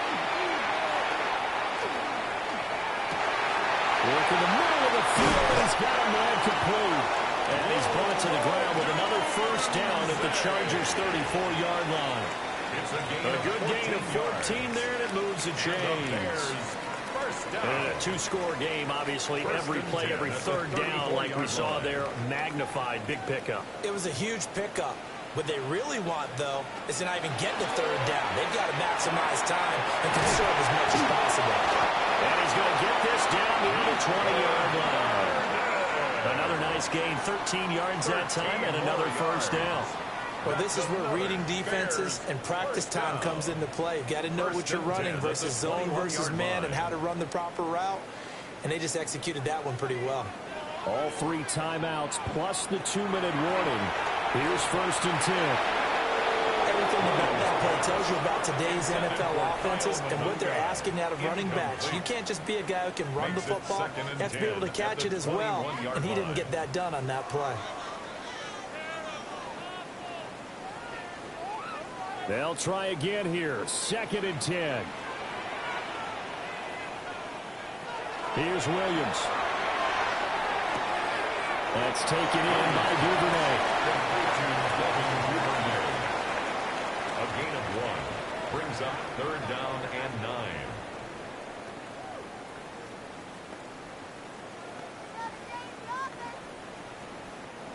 Well, the elements, the crowd, the situation, this is NFL football at its best. Here's 3rd down. Oh, this will be incomplete. The rush gets home just as he was letting that go. That could have been worse. Instead, it's 4th down. Well, how about the coverage we just saw him break out on 3rd down?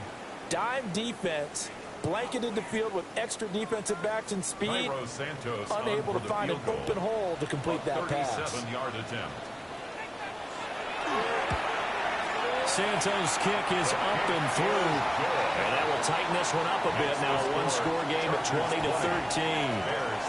All right, so they needed 2 scores to get back in the game. The field goal there, maybe not exactly what they wanted, but the necessary first step. And there's still time remaining, and there's enough time to get it done.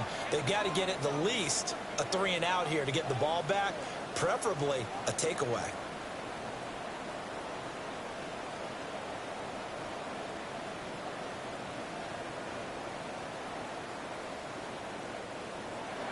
After the made field goal, Santos back out there to kick it away.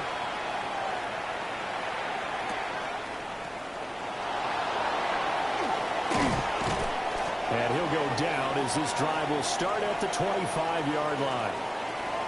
We've got a one-score game with inside of 2 minutes remaining.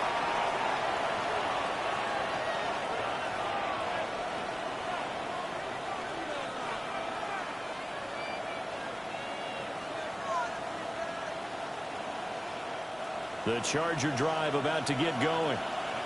And this game not quite over yet. And we'll likely see him take all 3 timeouts defensively, so they can't just kneel this one out. They're going to have to try to run a few plays.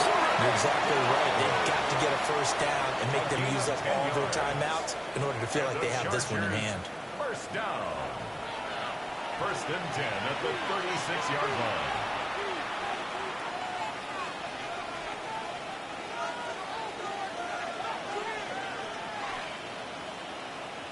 Not totally home free yet, but it's looking good as they come up 1st and 10. Again, it's Vidal. And he's going to take this ahead for right around 3 yards, but no more than that. 2nd down. Whistles now and a timeout. So defensively, they burn it here with 1:51 left.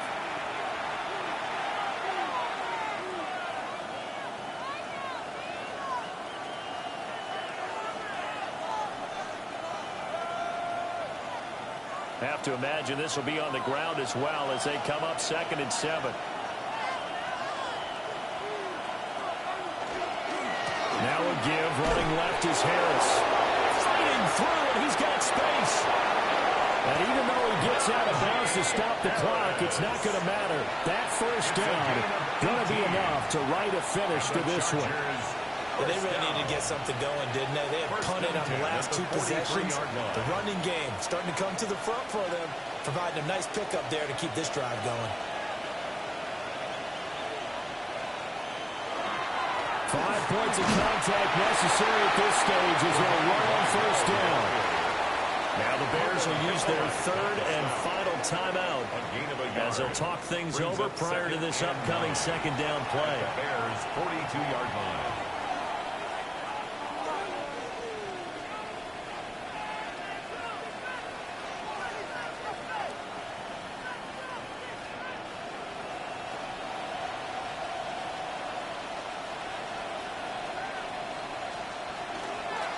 He's going to get it again. Just looking to get forward and protect the ball. And some good tackling there as he stopped up at about the 41. I like the call there because that was one to take time off the clock and get them closer to getting out of here with a W. In the mind of the play caller, all you want to hear is tick, tick, tick. The line to gain is the 33 on 3rd down.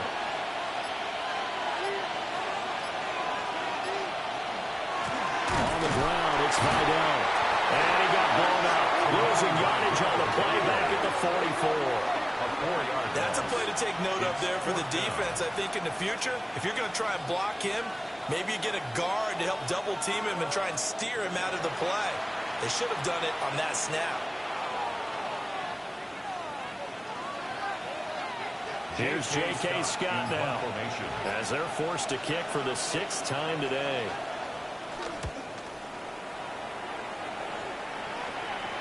And the fair catch is made at about the 27-yard line. So a change of possession here on the punt. And control of the football switching hands here with very little time remaining in this contest. Here's 1st and 10.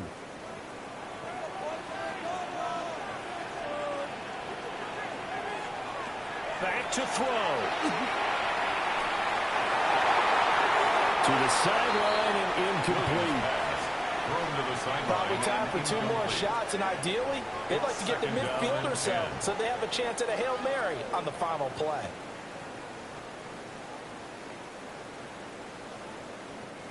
Here comes 2nd down.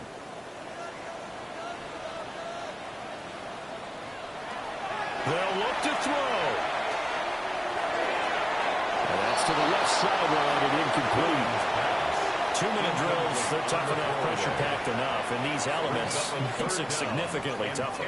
And you don't have the margin where you can say, okay, I can allow for certain things and maybe change up a little bit. Because it's a 2-minute situation, you've got to try and make the same plays you would make if the elements didn't exist. He'll look to throw. Now a desperation throw deep downfield.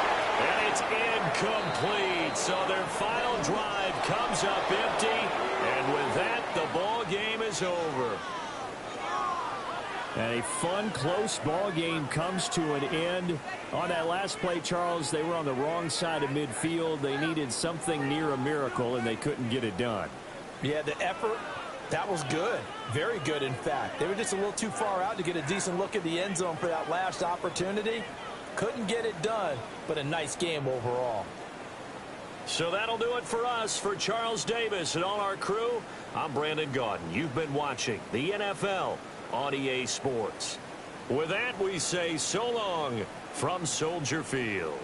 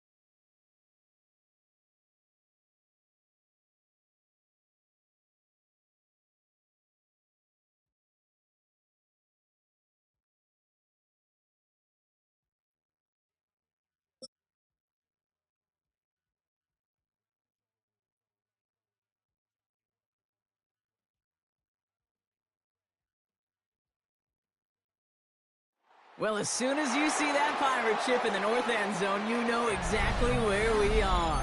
It's the home of the Buccaneers, Raymond James Stadium in Tampa Bay. Coming up, a contest that looks real good on paper between the Minnesota Vikings and the Tampa Bay Buccaneers. Chase McLaughlin to kick off for the Buccaneers. Ball is teed up. Chase McLaughlin to do the honors. And we're off from Tampa. And this will be a touchback, so we're going to need our first snap to see the first action of this game.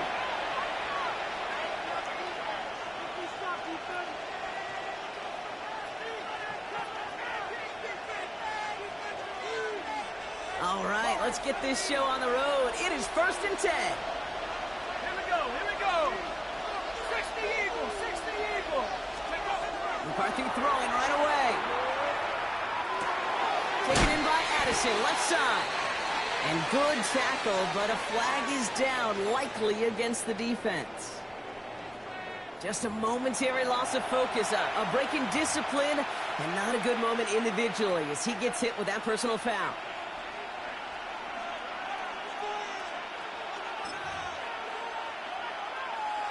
So their offense out now to get this game started. It's 1st and 10.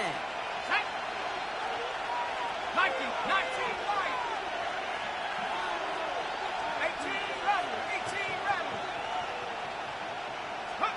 From the shotgun, McCarthy. Grabbed by Jordan Addison. Keeps on moving into the red zone. It's a Minnesota touchdown. The Vikings take a 6-0 lead right away. Jordan Addison, the touchdown. Record there to tack on the extra point. And the Vikings will jump out to a 7-0 lead. Buccaneers, nothing. Here's Reichard set to kick this away.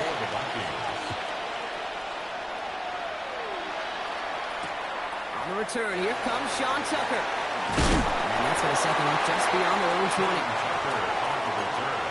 The Bucs take over 1st and 10 at their own 21-yard line.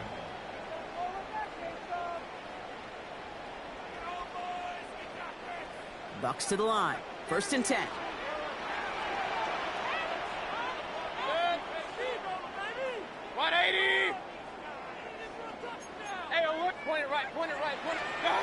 Coming out, throwing is Baker. That time, this is Ibuka. He's going to be brought down right at the 35. Give him 13 on that play. And the Bucs have the first. That's good for a All set to go now from the 35.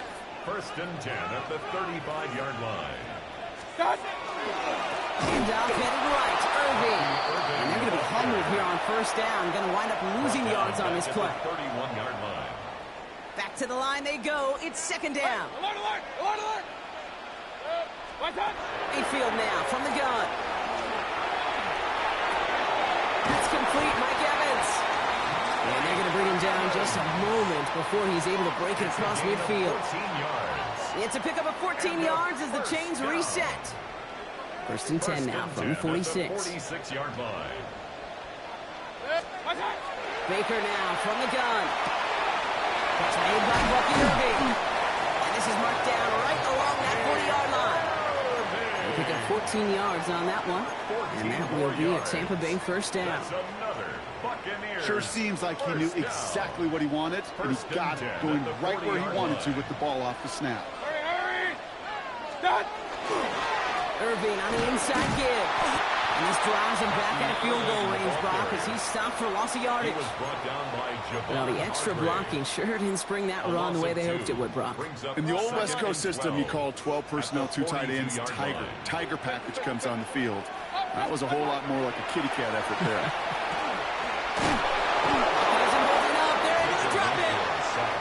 And for the second straight play, Brock, they're headed the wrong way, and that's going to bring up a tough 3rd down. Bringing up 3rd and When they were in their 12. defensive meetings this week, that's exactly how you draw it up. Play sound zone defense. Give that quarterback nowhere to go, and let that pass rush get home. 180! What's up? 3rd down, here's Mayfield. Okay, now, as the defense got to him, that's an incomplete pass. Intended for Well, he connected on 3 straight before that throw, Brock. Might not be perfect anymore on this drive, but they are still moving it well. And I don't expect that one to interrupt his progress very long. They're still on a mission this series, and he's the one driving it. And he missed it. It's no good. And the deficit stays at 7. He was hitting from that distance pregame. Heck, we were on the field watching it, and they were confident he could do so again. Just did not work out this time around. Couldn't find a completion on first down. That play right there, Kate, that just goes to show you, you can't take any completion for granted. Even some of the shortest passes in the game plan.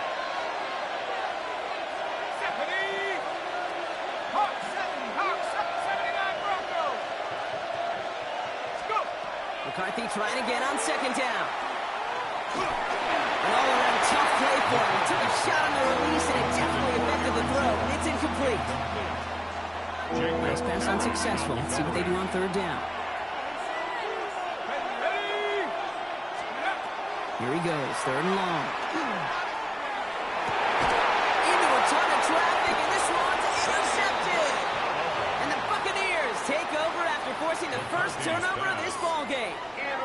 Good starting field position for the Buccaneers. 1st and 10. At their own 46-yard line. Throwing, Baker. Short pass caught by his tight end. He's out in the clear. And they've got to him just a step or 2 before he can reach the 40 as he's sent out. Good offenses. Okay, good play callers know how to utilize their personnel. They know where they wanted him. They wanted him in a route in space where he could make that initial play comfortably, but then go to work after it.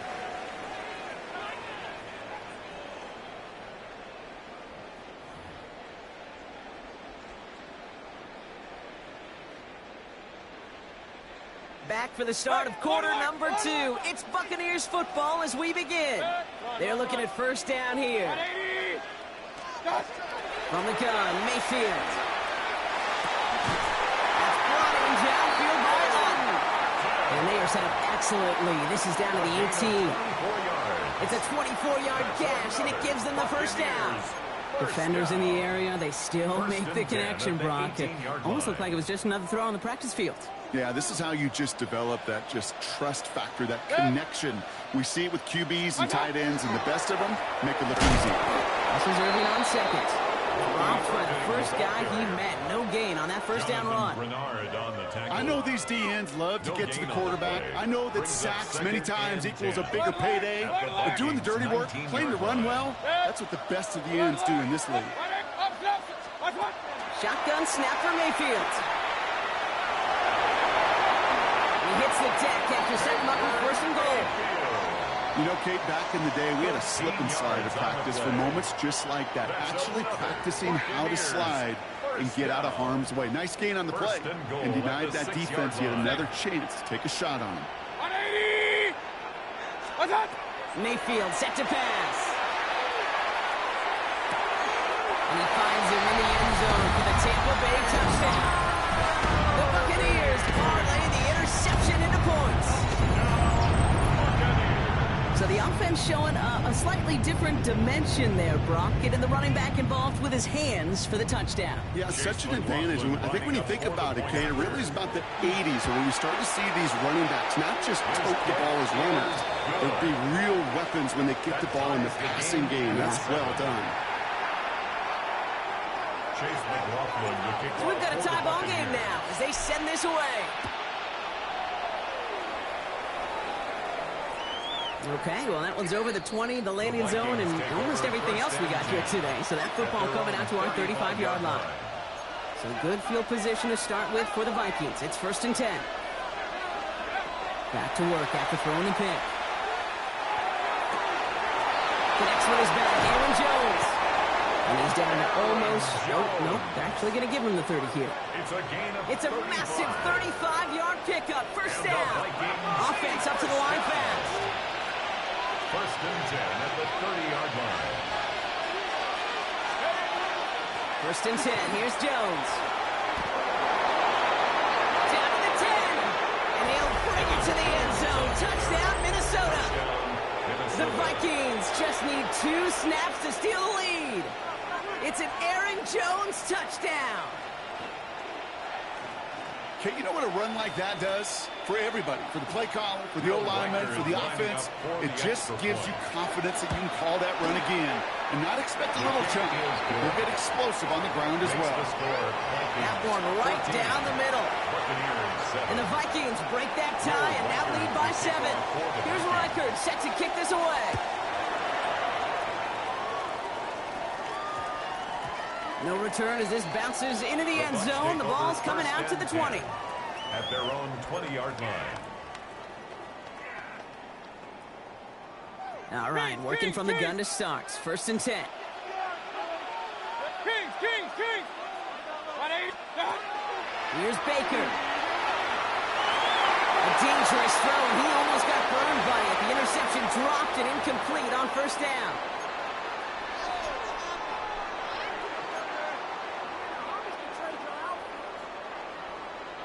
Almost a very quick drive, but the drop pick gives him new life. This is 2nd down. Throwing again is Baker. Finds him over the middle. And he hits him for a gain of 6. He's up to the 26. Complete to Mike Evans. That's a gain of 7. Brings All plays on the table here for 3rd and 3.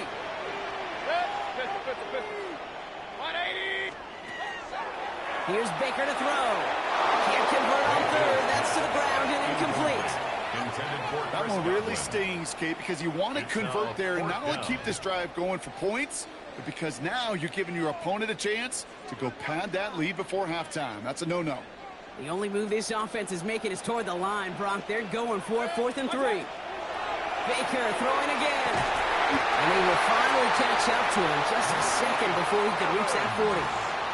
So an 11-yard gain to back up the considerable gamble to go for it there on 4th down, Brock.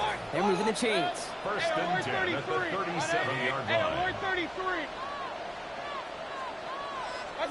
1st and 10. Here's Mayfield. Escapes the pocket. And he will slide down just a little bit shy and get that 1st down. But better to avoid the hit. Smart play there, and it's going to set up 2nd and 1 at most. Timeout taken by the Buccaneers. They're first. Just a yard left to go on 2nd down. Baker now. Completed over the middle. And he has it to the 23-yard line as he's brought down. Tampa spends its 2nd timeout now. And they still have one in their pocket for what's left of this half. 1st and 10 at the 23-yard line. Now they'll hit the line just outside the red zone following that big play. Good.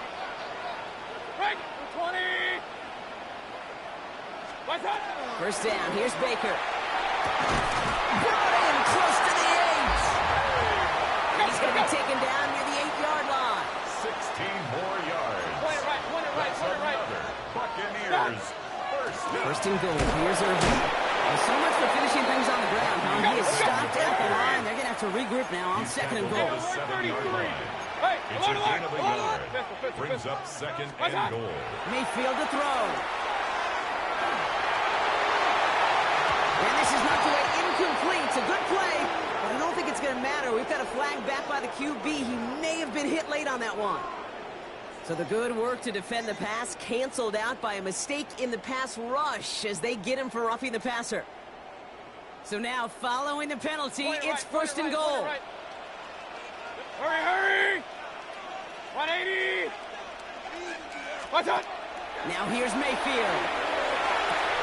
He has it along the sideline, but he got a little too close to that edge. They're going to say he's out of bounds. We've got 2nd down. Boy, they had the look, Brock, and they just missed a touchdown as the throw put him a little bit too close to the edge of that end zone.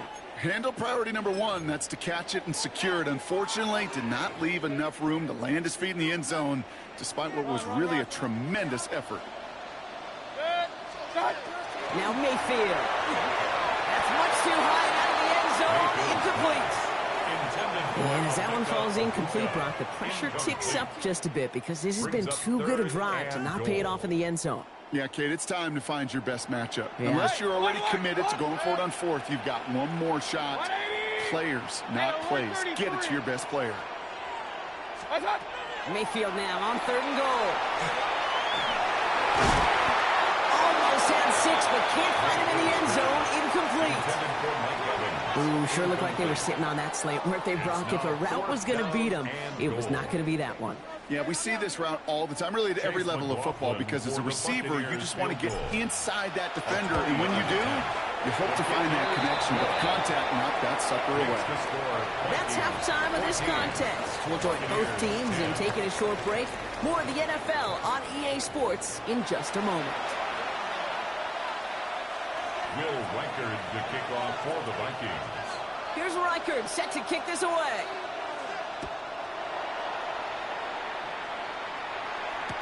Tucker now on the return. And he's brought down inside the 20 on an uneventful effort. The Bucs take over 1st and 10 at their own 18-yard line.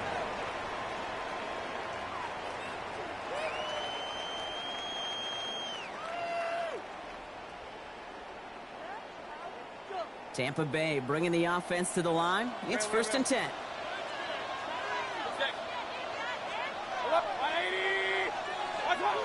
To throw is Mayfield. That's him right as he threw it, and it falls to the ground.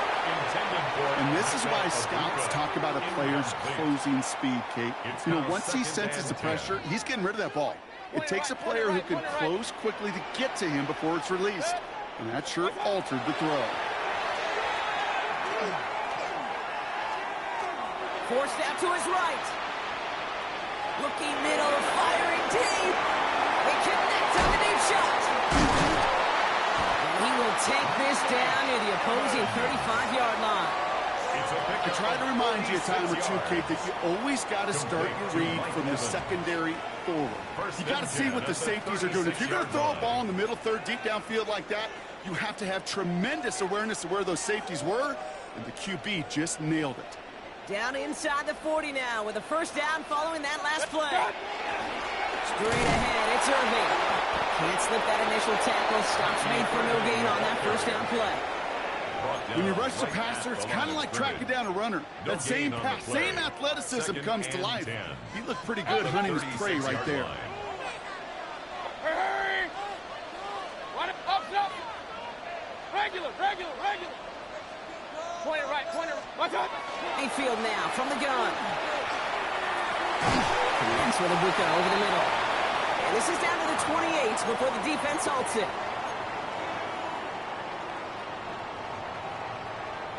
3rd and just 2 to go. Hey, we're 33. Watch out. Here he is on 3rd and short. Defender arrives right as the ball does, and the hit knocks it free. Incomplete. Well-timed strike by that defender to knock it free. And that brings up 4th and short. The numbers tell us pretty clearly, you get to 3rd and long, extra long, it's really hard to stay on the field. That's disappointing because that was 3rd and manageable and incomplete. The kick on the Glotman is good.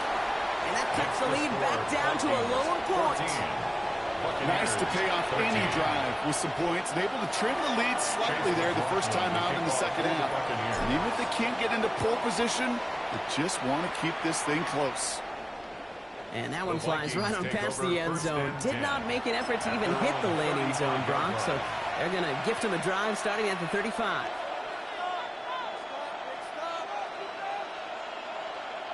So good field position to start with for the Vikings. It's 1st and 10. Starting the drive with a give to Jones. And he's going to be hauled down after a gain of about 7. It's 2nd down. Cool thing about a drive starting run like that, Kate, is it really just gives you every opportunity to play, but whatever you want to do. But as for me, I like to reward that runner. Give it to him again and see if he can get you a new set of downs. Last run got him 7. Here comes 2nd and 3. Jones once more. And he's going to get this up to the 45 before he's brought down. A pickup of 2, maybe 3, but most importantly, Brock, that's enough to move the 6. You know what I like about a 2nd and short run play, Kate? Yeah, I like getting a 1st down, but you know what I like even more? That's going to set up a play-action pass in a similar down and distance, and that defense is going to have to key on the run. 1st down, and they go right back to it. And he's going to take this down to the opposing 44. It's a gain of 11 there, and that picks up the first. What a great sign to start the second half for this offense, because with a lead, well, the ground game becomes your best friend, the centerpiece for this offense, trying to chew up that clock. Oh, he got hit as he was throwing, and unsurprisingly, it falls incomplete. Second down coming up. That is a DB's best friend, pressure. That pressure earned that incompletion. They came in before he could find a target and hit him to alter that last-second attempt to get rid of it. Second down, McCarthy to pass. That throw behind his intended target. Looking for his wide receiver there. And that's going to leave him with a tough 3rd and long. 70 Rangers. Ready. Nike, 18. 3rd and long for him here. Throws into heavy traffic, and it's intercepted. Picked off by Jacob Parrish. And the Buccaneers take possession. They're going to set up shop at the 22-yard line. Well, they left the locker room in front. Great position to be in, right? But a shaky start to half number 2 with that interception. We know that no lead in the NFL is safe. A 1-point lead, something that looks insurmountable. How many of these games so often come down to one possession in the end? With half a football left, you just can't give away too many gifts and too many possessions. Mayfield is able to get him the first down before sliding to a stop. 13 yards on the play. And a first down. This is the end of the 3rd quarter. It's Buccaneer football. They trail, but it's still within reach for them.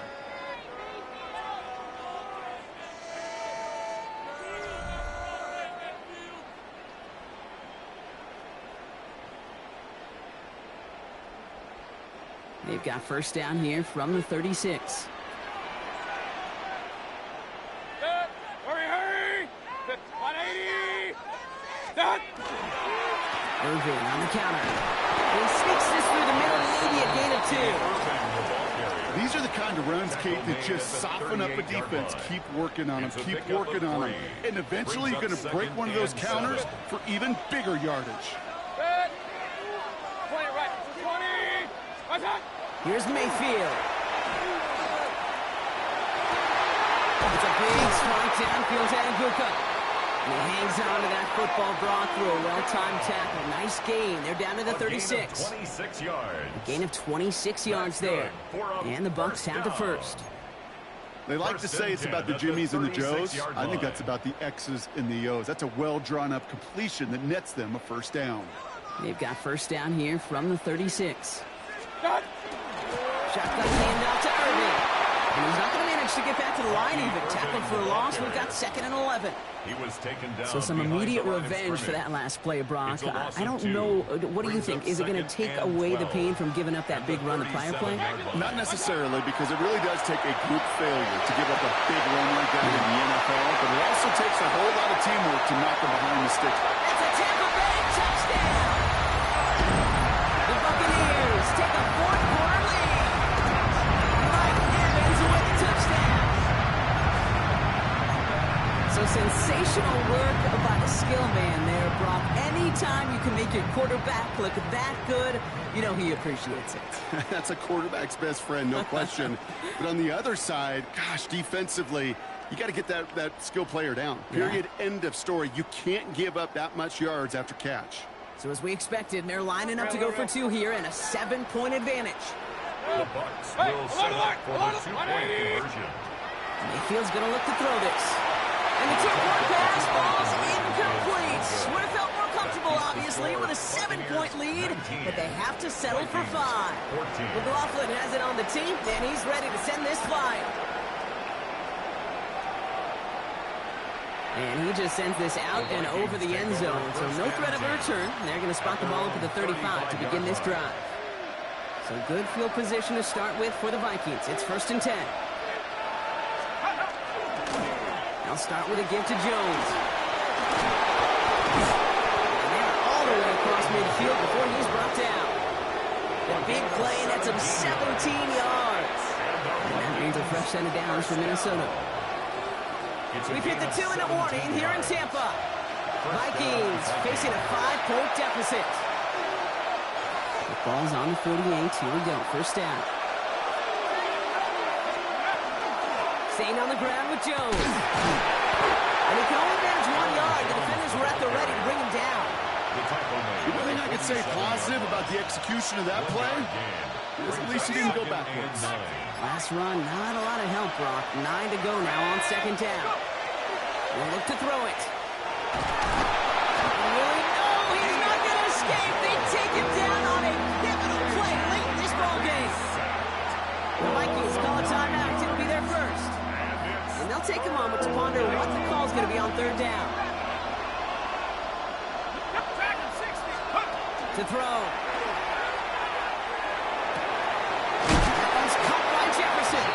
Ooh, and he is correct at the tail end of that play. A good hit, but someone would love for it to have come early as he gets forward a bunch and gets him the first down. From the gun, Jones gets it.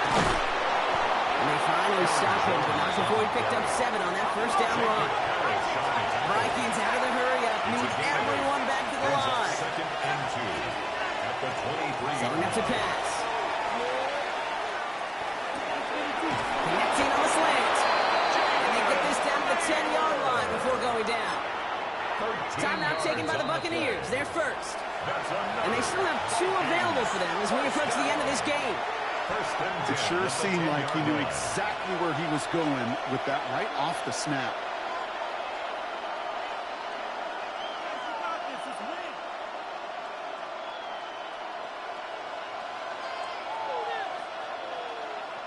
Two timeouts remaining and some time left to use them. It's 1st and 10.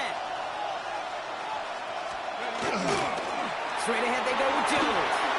And he will score and give them the lead in the final minute. Touchdown, Minnesota. So what a finish this is shaping up to be. The late touchdown here, Brock, moves them in front. And week to week, what a pleasure it is for us to call these games. We never know what kind of game we're going to get. This one's been everything you could have won. And now, even though they've taken the lead, there's still enough time on that other sideline for them to go mount a response. And it falls incomplete. Can't make that pass work, so as a result, they will not be able to push their new lead to a field goal. Here's Reichert set to kick this away.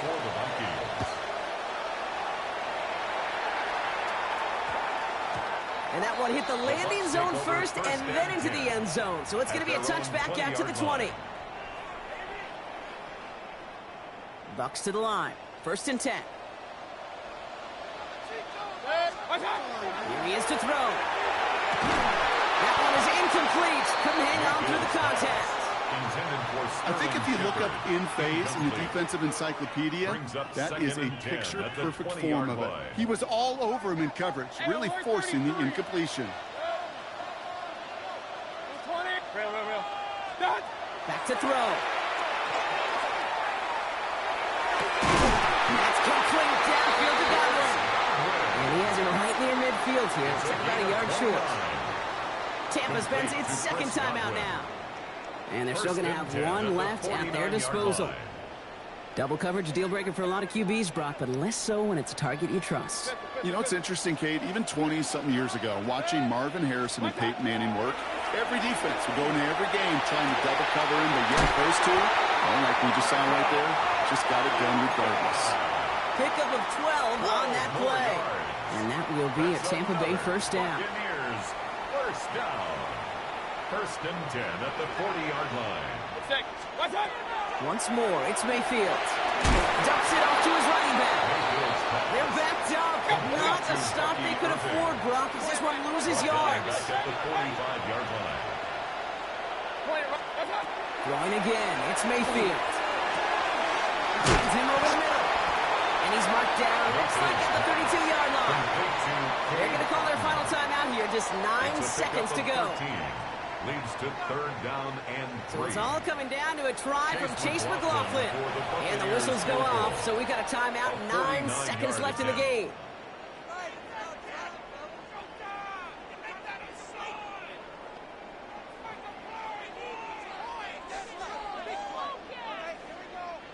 All right, no field goal team yet. Offense trying to move this a little closer. Right now, it'd be about a 49-yard kick.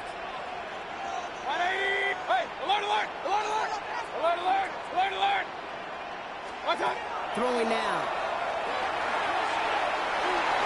And he just gets rid of this one, but unfortunately, that means fourth down coming up. We see this all the time. The number one thing you see NFL defenses do to try to force that fourth down, it's down coverage. Put your cover guys on the field. Let the boys up front cut it loose with pressure, and let the cover guys go shut it down. That one is good! And barring the unexpected, that's going to be your game winner. Well, I tell you what, you get to this time of the game, you've got to have that reliable kicker on the sideline to turn things over to. That's the definition of clutch right there as they take the lead. This one winds up as a touchdown.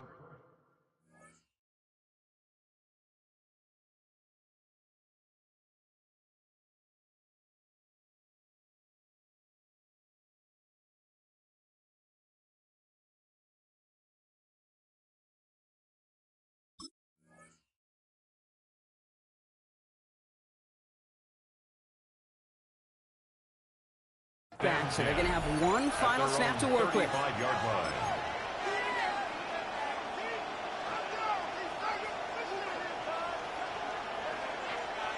So good field position to start with for the Vikings. It's 1st and 10. Let's go now.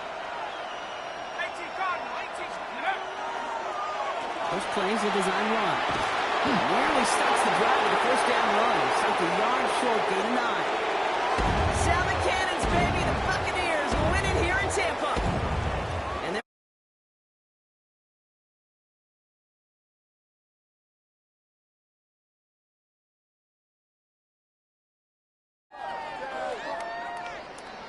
so for my partner Brock Heward and our entire crew, I'm Kate Scott saying this has been the NFL on EA Sports.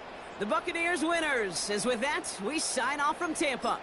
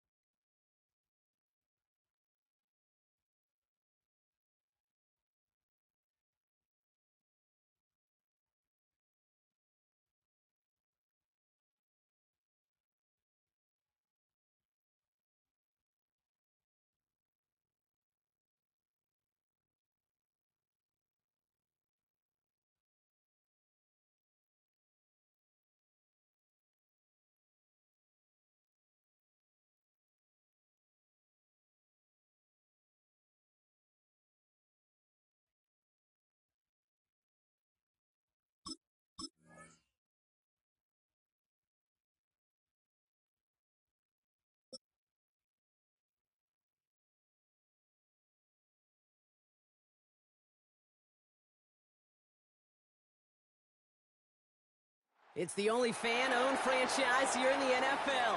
And tens of thousands of those fans have their cheese heads on and have filled the stands of historic Lambeau Field here in Green Bay, Wisconsin. Straight ahead is what should be a very entertaining matchup between the Tampa Bay Buccaneers and the Green Bay Packers. Ball is teed up. Chase McLaughlin to do the honors. And away we go from Wisconsin. And this will be a touchback, so we're going to need our first snap to see the first action of this game.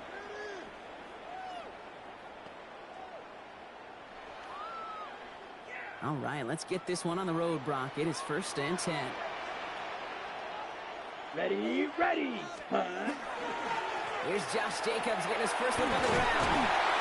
And he is stopped as he reaches that 46-yard line. And that one goes for a gain of 11. And it'll give the Packers the first. That's good. Let's see, Kate. Establish a run, cash in on the opening drive, and play from in front. That's a dream scenario to any contest. And runs like that, it gets the ball rolling. Watson gets it. He doesn't get close to breaking even on this play, Brock. Out of bounds, well behind the line. 2nd and long coming up. Hey, look, in the right situation, you catch a team off guard. Well, this could be a tremendous play for some big yards. But in the wrong situation, you get hit in the mouth right behind the line of scrimmage. Blitz is there, and he goes down. And for the second straight play, Brock, they're headed the wrong way, and that's going to bring up a tough 3rd down. It's now 3rd and 17.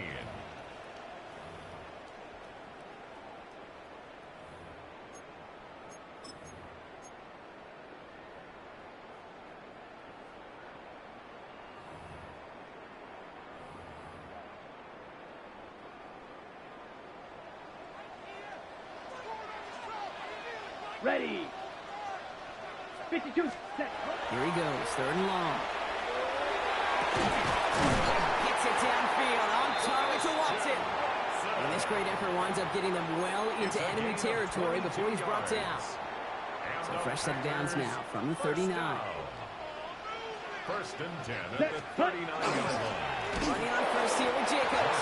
And he's shut him down on this one. They get him behind the line, and that should push him out of field goal range. Taken down back at the 42. Ready? To the air with Love. He had it for a moment, but a great defensive play to jar it loose. Incomplete. Working across the middle, Brock. It is tough for anybody to make plays through all that mess, even when you're the biggest and baddest pass catcher on the roster. But as a tight end, you're going to be disappointed because that's what you're paid to do. It's one thing for those undersized receivers you talk about. It's another one for these big tight ends. You are paid to make that catch through contact, and he couldn't do it. What a play on 3rd and 13, and this drive will indeed continue. Now, their opening drive certainly going according to plan, Brock. It's a new set of downs at the 27. Red, 38. Slice, 97. Ready? Love now on 1st and 10. He misfired on that one. It's behind his man. Gonna have to wait a little longer for his first catch of the game. So it'll be 2nd down. Hey, Kate, I know it's unrealistic to expect a 100% completion rate from anywhere on the field. But in this close, you really shouldn't be missing too many throws. Those need to be borderline automatic. Let's go. 60 red. 60 red. Hut, hut. Back to the air. Love. And the defense making a play on this opening series. That one is knocked away, and that brings up 3rd down. Incomplete.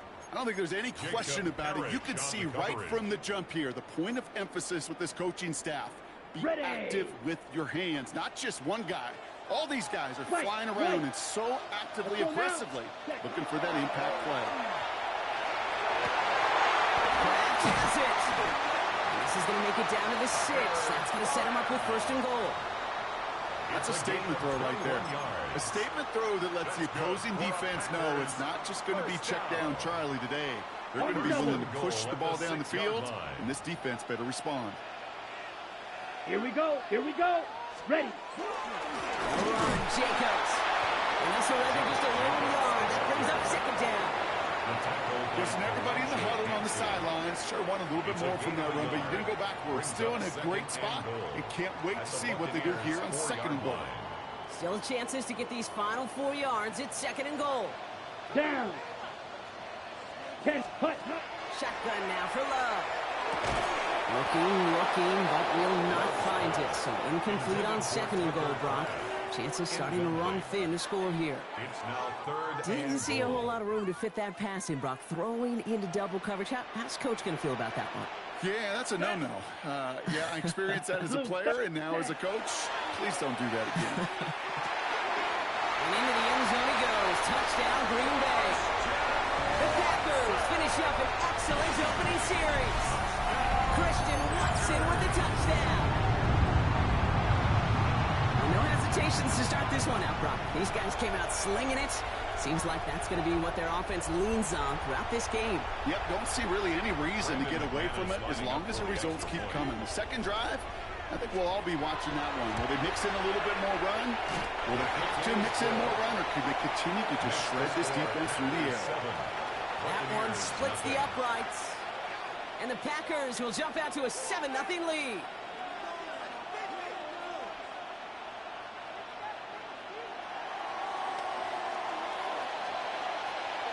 The Packers about set to kick this one away, and away we go again. And that kickoff is into and then out of the end zone, so we got a touchback. This drive will start at the 35.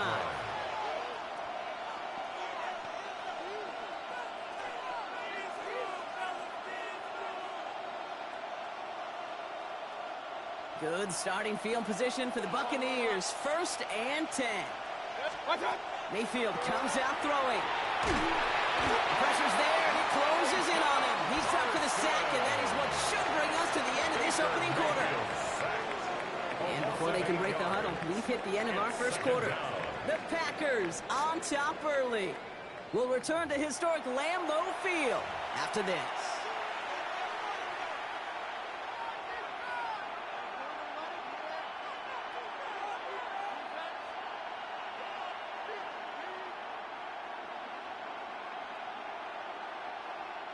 Back for the start of quarter number 2. It's Buccaneers football as we begin. They have second and pretty long here. From the gun, Mayfield. Buys time, rolling right. Going back across his body here, left side. This is brought in at the 15. They rip off a huge chunk of field as the downs reset. Now, right there, that's what you want to see on your opening drive. Boom! Connect on a big shot, and instantly you set a tone that you're not going to be afraid to be aggressive in this game today. Boy, do I love that. So a massive gain, and all of a sudden, we've got 1st and 10 inside the red zone. From the red zone now. Chased out to his right. That one's incomplete in the end zone. Well, he went for it all right there. That was a highlight reel waiting to happen if he could connect. So good to get out of the pocket, keep the play alive, but even better defensively to force the incompletion. No luck on 1st down. Here's 2nd and 10. Hey, alert, alert, alert, alert! 180, up, up! Alert, alert, alert, alert! Down. Throwing again is Baker. On the move, hit it right. He doesn't see a window he likes, so he just got rid of that one. And it brings up 3rd down. Well, discretion, the better part of valor in a lot of cases. Rather than force something when no one open or risk a turnover, he wisely just threw it away. No connection on the last play. Now it's 3rd down. Hey, alert 33. 180. To the air on 3rd and long. And the guy's there, and it's intercepted. Picked off by Xavier McKinney. And the Packers get the football on the first turnover of the contest. Well, they were thinking at least a field goal on the drive if they couldn't reach the end zone, right? But the interception keeps them from even getting 3 out of this possession. You really hope at the end of this game you don't look back and go, shoulda, woulda, coulda. If we could have gotten some points out of that drive early, we wouldn't be in the situation we are in now. Splits a couple of defenders and completes it. And he'll get this up to the 19-yard line as he stops. A gain of 9. When you see play action, do all you can to get your eyes to the tight end, because that's their bread and butter. That play action gives him time off the line, helps chip a rusher, or even helps sell that fake. And then when he releases, he gets out, he gets some leverage. He gets to that edge before the defender can cover it. It's a gain of a yard, but they needed just a couple more inches. Third down. Brings up third down.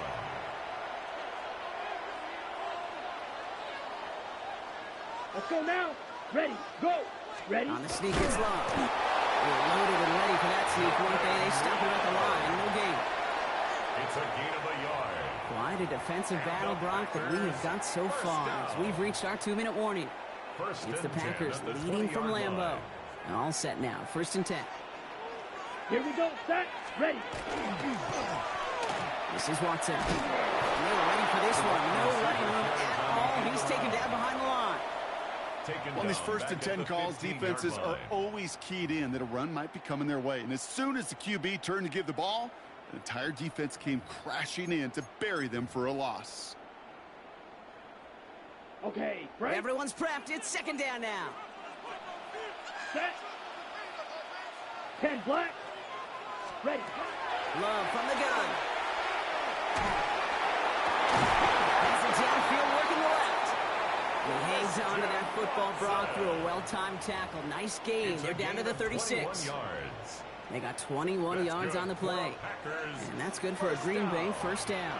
Ready, ready. Love now off the play action. To the sideline, and he's got it. And they will stop him as he gets this down to their 39-yard line. That goes as a gain of 25 yards and picks up the 1st. You know I love those chunk completions. They're so critical. Those chunk plays, they lead statistically so often to scoring. And then when you get it to a tight end and play action, it's just a little icing on the cake. Ready, set. Play fake, it's Love. 9-yard line. And the stop is made 3 yards from the end zone. It's going to be 1st and goal. The Packers take their first time out. They'll have 2 left to work with before halftime. 1st and goal at the 3-yard line. Defense still reeling from that last play. Now they're defending 1st and goal from the 3. Set. Ready. From the red zone on 1st. He's got it. And he's brought down real close to that goal line at the 1. Timeout taken by the Buccaneers. They're 1st. They'll have 2 left to work with before halftime. Well, he saw his guys pick up the blitz. Well, he felt them pick it up anyway if he wasn't looking at him. But with their effort on his behalf, I think this QB felt owed to them and the group up front to find somebody to get a completion, so that effort up front wasn't in vain. The shot to the end zone is incomplete. Took his shot at 6 that time. And now they're left with 3rd and goal. That's going to be a play tomorrow. When they watch it on tape, they're going to be kicking themselves a bit. Kay, you get man-to-man coverage down in the red zone, you got to take advantage of it. It's hard. Zone coverage and the windows are so tight. You get man, got to find a way to win.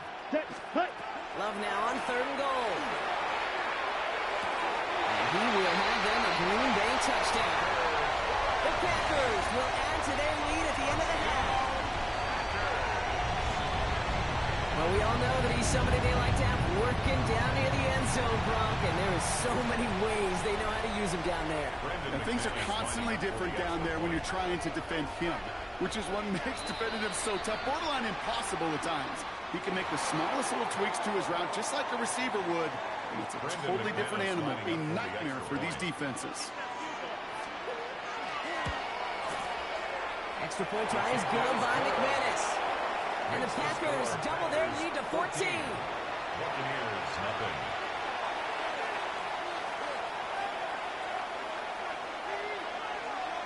The Packers about set to kick this one away, and away we go again. On the return, here comes Sean Tucker. They'll have a long field ahead of him, partners. He's wrapped up shy of the 15. The Bucs take over 1st and 10 at their own 14-yard line.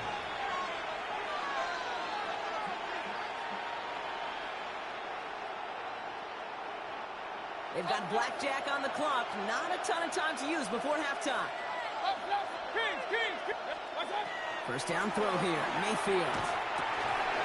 And this one falls incomplete. Still 17 seconds left to play. With each incompletion, each turnover, each sack, you can almost just feel this offense's frustration. Really imperative, this quarterback, stay positive. Just keep chopping away. Second down, still 10 to go after that incomplete pass. Shotgun snap for Mayfield. And this won't be caught. Clock is going to stop. We've got 14 seconds to go. He was looking for Chris Godwin on that play. So they're left facing third and long. The lack of points and the lack of yards have just gone hand in hand here in the first half, and they both really trace back to the same root cause, an inability to consistently find and exploit any opening in what's been a very sound defensive game plan. That one's good to Godwin. And this play's going to come to an end at the 27. It's a gain of 14. All right, now a timeout is called. 9 seconds to go in this half. You know, Kate, you'll find teams go to this crossing route concept sometimes a dozen times a game. A lot of times it's for shorter yardage, but sometimes things break in the right coverage for a much bigger impact play, just like that. Hey, 133. Run. He's back to throw. Oh, this is getting ugly early. Intercepted again. And the Packers will have a shot at a missed field goal here. Maybe the end zone after that return. So their second drive ends just the way their first one did, Brock. And if you are the coach down there, man, you've got to be fuming. So frustrated, right? 2 drives in, you still can't get your game plan at all. Not a series you're going to keep ending prematurely. You don't want to be playing behind schedule right from the start of the game, which is exactly where they found themselves. That timeout taken by the Buccaneers, and that's their final one. And that's all they've got for what little remains of this half.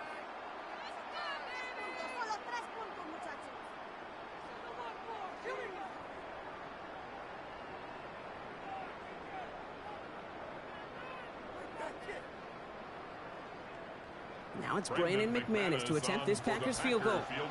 There's a 44-yard look from the right hash. McManus sends it through. And just before halftime, Brock, they're able to add 3 to their advantage. So we're through 2 quarters now. Still a half of football to be played. We'll be back with more of the NFL on EA Sports.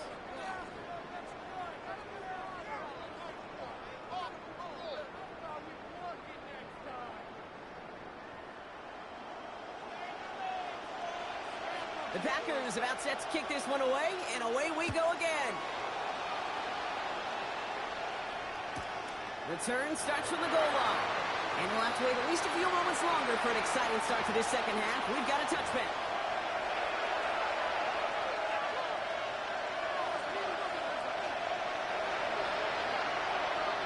Good starting field position for the Buccaneers. 1st and 10.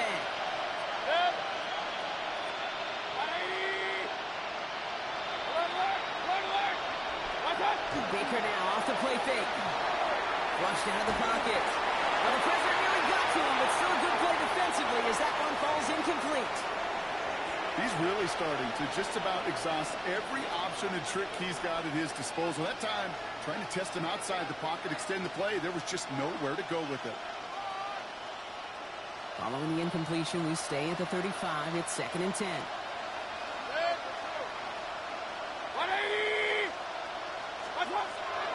Now here's Mayfield. He almost threw another one. Back-to-back throws now that should have been picked off, partner, as he continues making risky decisions with the football. Yikes. As that pass falls to the ground, Kate, you kind of just sense their desperation, just kind of oozing out of them. Running out of time to start connecting on more of these and really break open the scoring in a way they just have not been able to do so far. 3rd down. Here's Mayfield. Evans has it. And he's tackled with markers down. This one should be on the defense.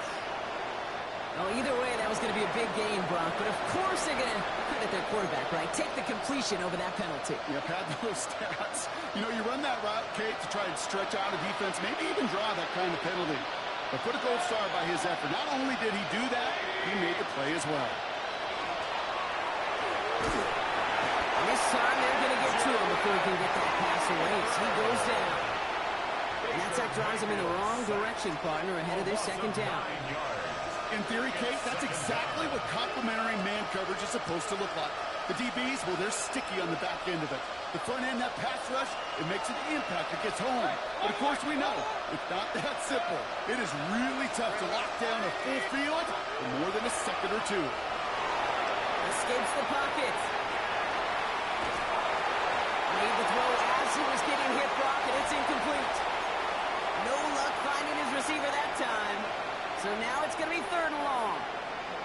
I'm not going to be surprised at all, Kate, if we see more of this. Just trying to find some answer, extend plays, be creative, try different things, because nothing really consistently has gone well for him today. And that one hits the deck. No fear from them trying to go deep on 3rd down. You love that.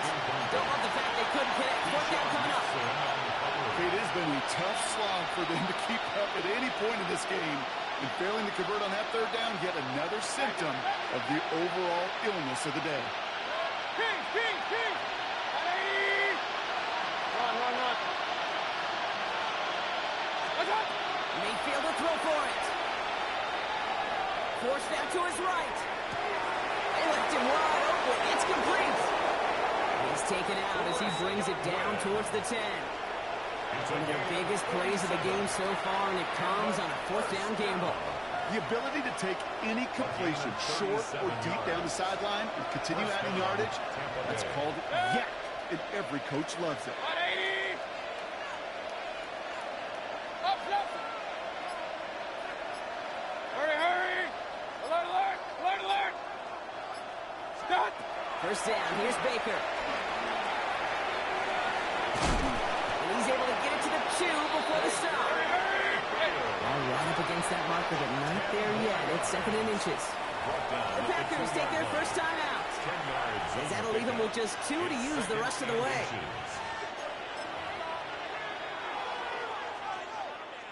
Offense with an enviable spot to be in. 2nd and inches. Mayfield keeps it himself. Trying to drive the pile forward, but they aren't moving it. This sneak is going to be stopped short of that goal line.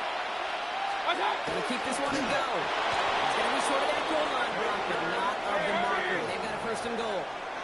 Moving quickly, trying to get set. He'll try to do it himself. He runs it across. Touchdown! The Buccaneers cut into the lead coming out of halftime. Baker Mayfield, a touchdown. He finds his way in on the sneak. The fact that they pulled that out on a 1st and goal, Brock, didn't wait for a later down.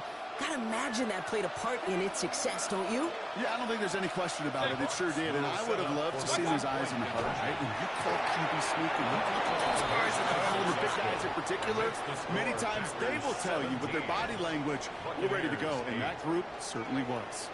Oh, it's a favorite of NFL teams and armchair quarterbacks alike, partner. The quick slant. It is so tough to defend that close to the goal line, and this time it works for 2. It sure is. It's one of those plays that I think Bart Starr was running in the 60s, that slant route. When you incorporate it with the threat of a fade as well, that's when it becomes so effective. But you get inside that DB, you show the quarterback your numbers, and it's almost automatic for a 2-point conversion. A nice starting spot for the Packers here. This is 1st and 10. Come on, set! Love now. Short pass brought in. He's all the way across midfield, down inside that 45-yard line. They get 23 on that one. And it'll give the Packers the 1st. One play in Brock, and this drive is already in enemy territory. 1st and 10 at the 42-yard line. Now Love on the play fake. Called in by Musgrave. Not a lot available to him. It's to the 38. Yaya Diaby brings him down. 4 yards on the pickup. That's not a big completion on a stat sheet, but that's a big contested, what I call gritty catch right there. And that's what the best tight ends will get you. Here we go. Now put one of the tight ends in motion. On 2nd down, Jacobs. That one doesn't give him much. Give him maybe a yard. It's 3rd down. Hey, that's a run that's ho-hum on the stat sheet, but if you see a bigger play on the ground later on, it'll largely be because of a play just like that one, softening up the front and opening the door for a bigger gap in the future. 3rd and 4 coming up now. Let's go now. Set. Love out of the shotgun. Completes this one to Crash. And he's tackled with a first down yardage. A gain of 4 yards. So we hit the end of the 3rd quarter. The Packers with it. They have the lead late, but this game is close. 1st and 10 at the 32-yard line.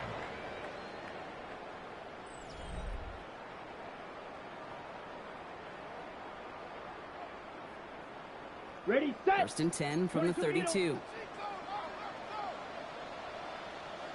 Here we go. Hut, hut. Throwing, it's Love. Defender arrives right as the ball does, and the hit knocks it free. Incomplete. Just couldn't hang on through the contact. So 2nd down coming up. No surprise to see the quarterback go back to that well. That security blanket that's been his tight end all game long. But finally, this defense has an answer. 2nd and 10 now from the 32 after the incompletion. Ready, ready, set. Back to the air. Love. Completed over the middle. He pushes this down to the 22-yard line. They come through with a nice gain there. Gain of 10, 1st down. Well, that is pretty darn impeccable timing between the two. They hit a curl route of that length. It takes great anticipation and precision by the quarterback, and the receiver on the other end finishing it, doing his job. Hand off here to Jacobs. And he only manages one. Couple of defenders there to bring him down. Okay, this is why you got to be careful to just run it always on 1st down. You got to break your tendencies. The casual fan, the casual fan knew what was coming, but more importantly, this defensive front did too. Let's go. 33. Hut, hut. Here's Jacobs again on 2nd down. Good running there to get around 6, but now they've got 3rd down. I'm not kidding you, Kate. A run of that length at the NFL level, honestly, is the equivalent of a run of 15-plus at the high school level. It's hard in the run game to make yards, and they just got a very successful one.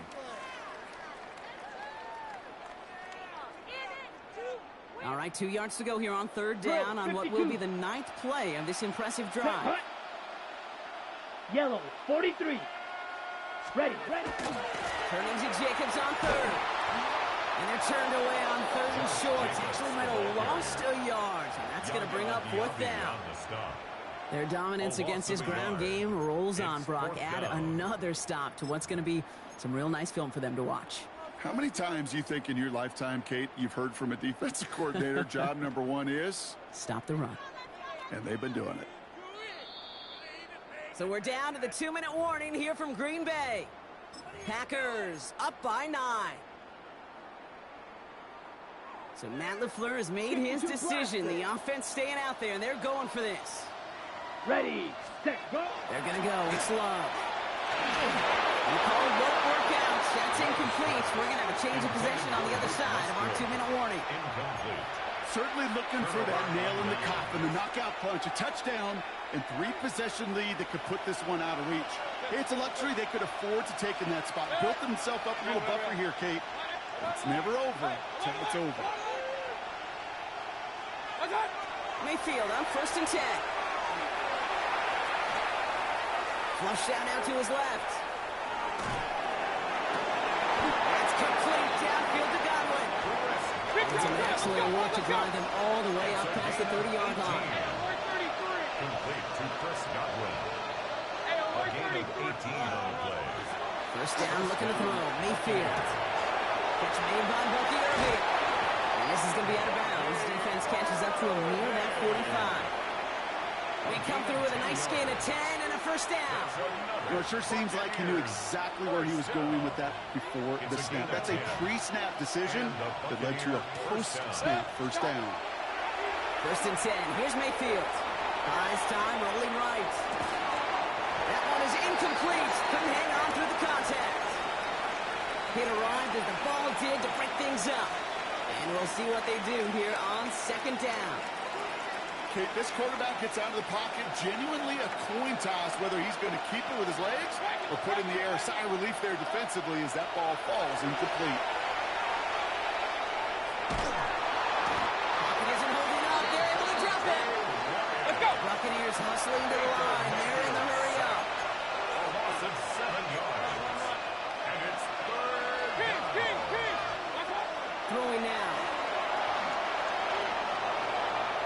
Maybe a bit of desperation. Here's a deep shot. And that was probably their last gasp. It's intercepted.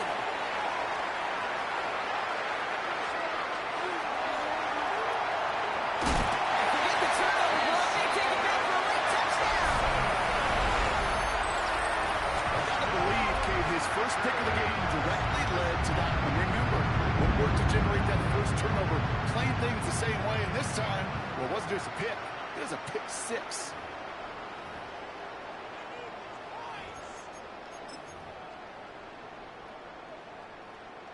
So Love brings his Packers to the line. They're going for two. Here we go. Packers will set up for the two-point conversion. All right, they're going to throw for it. And he can't bring it in. They don't get the 2 points. Oh, I love seeing this, Brock. They got surprised with the pick six, but they made absolutely sure there would not be another 2 added on. Yeah, kind of the epitome of sudden change, especially on such short notice. And all the time to get prepped on that sideline to get out there to defend the 2-point play, but they did their job and limited the damage that came from that interception. At their own 20-yard line.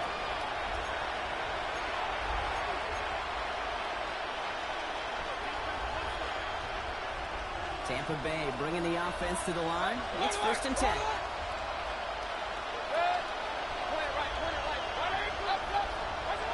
After the pick, here's Mayfield again. Chased out to his right. He can run it. First down, only gets about a yard here. And the defender there to force him out. You know, once a play breaks down, you're just looking for a running lane, and then you're looking for that first down marker. He found one of the 2, but the defense and that effort swarming after him, well, it denies the first down. Baker now from the gun. Isn't holding up. They're able to drop it. Defense gunning for a sack here. It's 3rd down. Timeout taken by the Buccaneers. They're first. And they still have 2 available for them as we approach the end of this game. Let's see what they went with on 3rd down.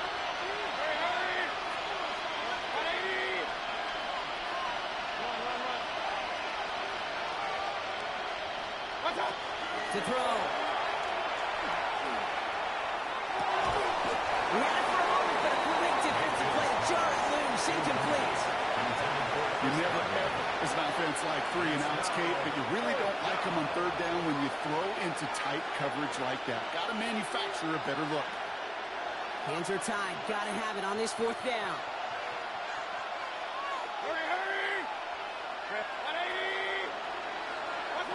Desperation time here. Oh, man, this is Evans. And he's taken down after a very productive effort there, Brock, up to the 40-yard line. Tampa's spends its 2nd timeout now. Only 1 timeout remaining. They've got to work quickly here. It's 1st and 10. It's a gain of 25 yards. First down, Tampa Bay. Mayfield now from the gun.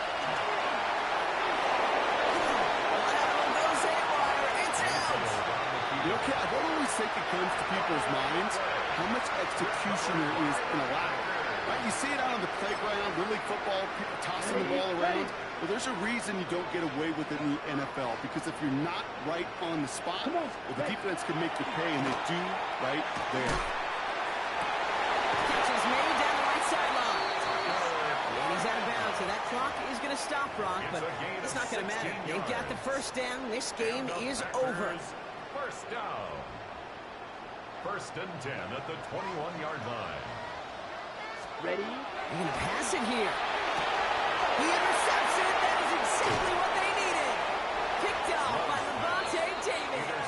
And the Buccaneers are going to set up just beyond the 10-yard line. 1st and 10 at their own 13-yard line.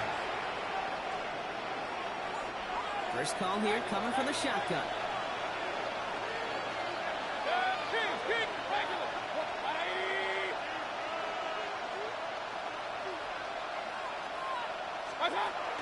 From the gun, Mayfield. And that was probably their last gasp. It's intercepted.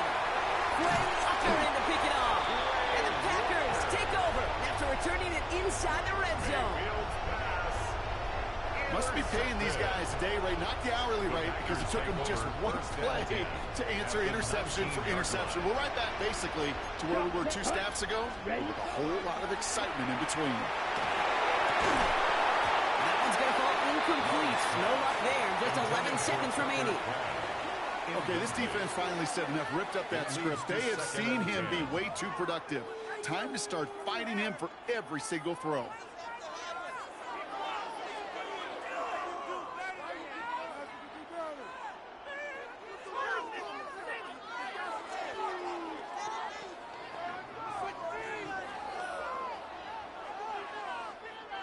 After the incompletion, they come up on 2nd and 10. 52 blaster. Here's 10. Brock, look at this. He's setting up to throw it. And that is incomplete.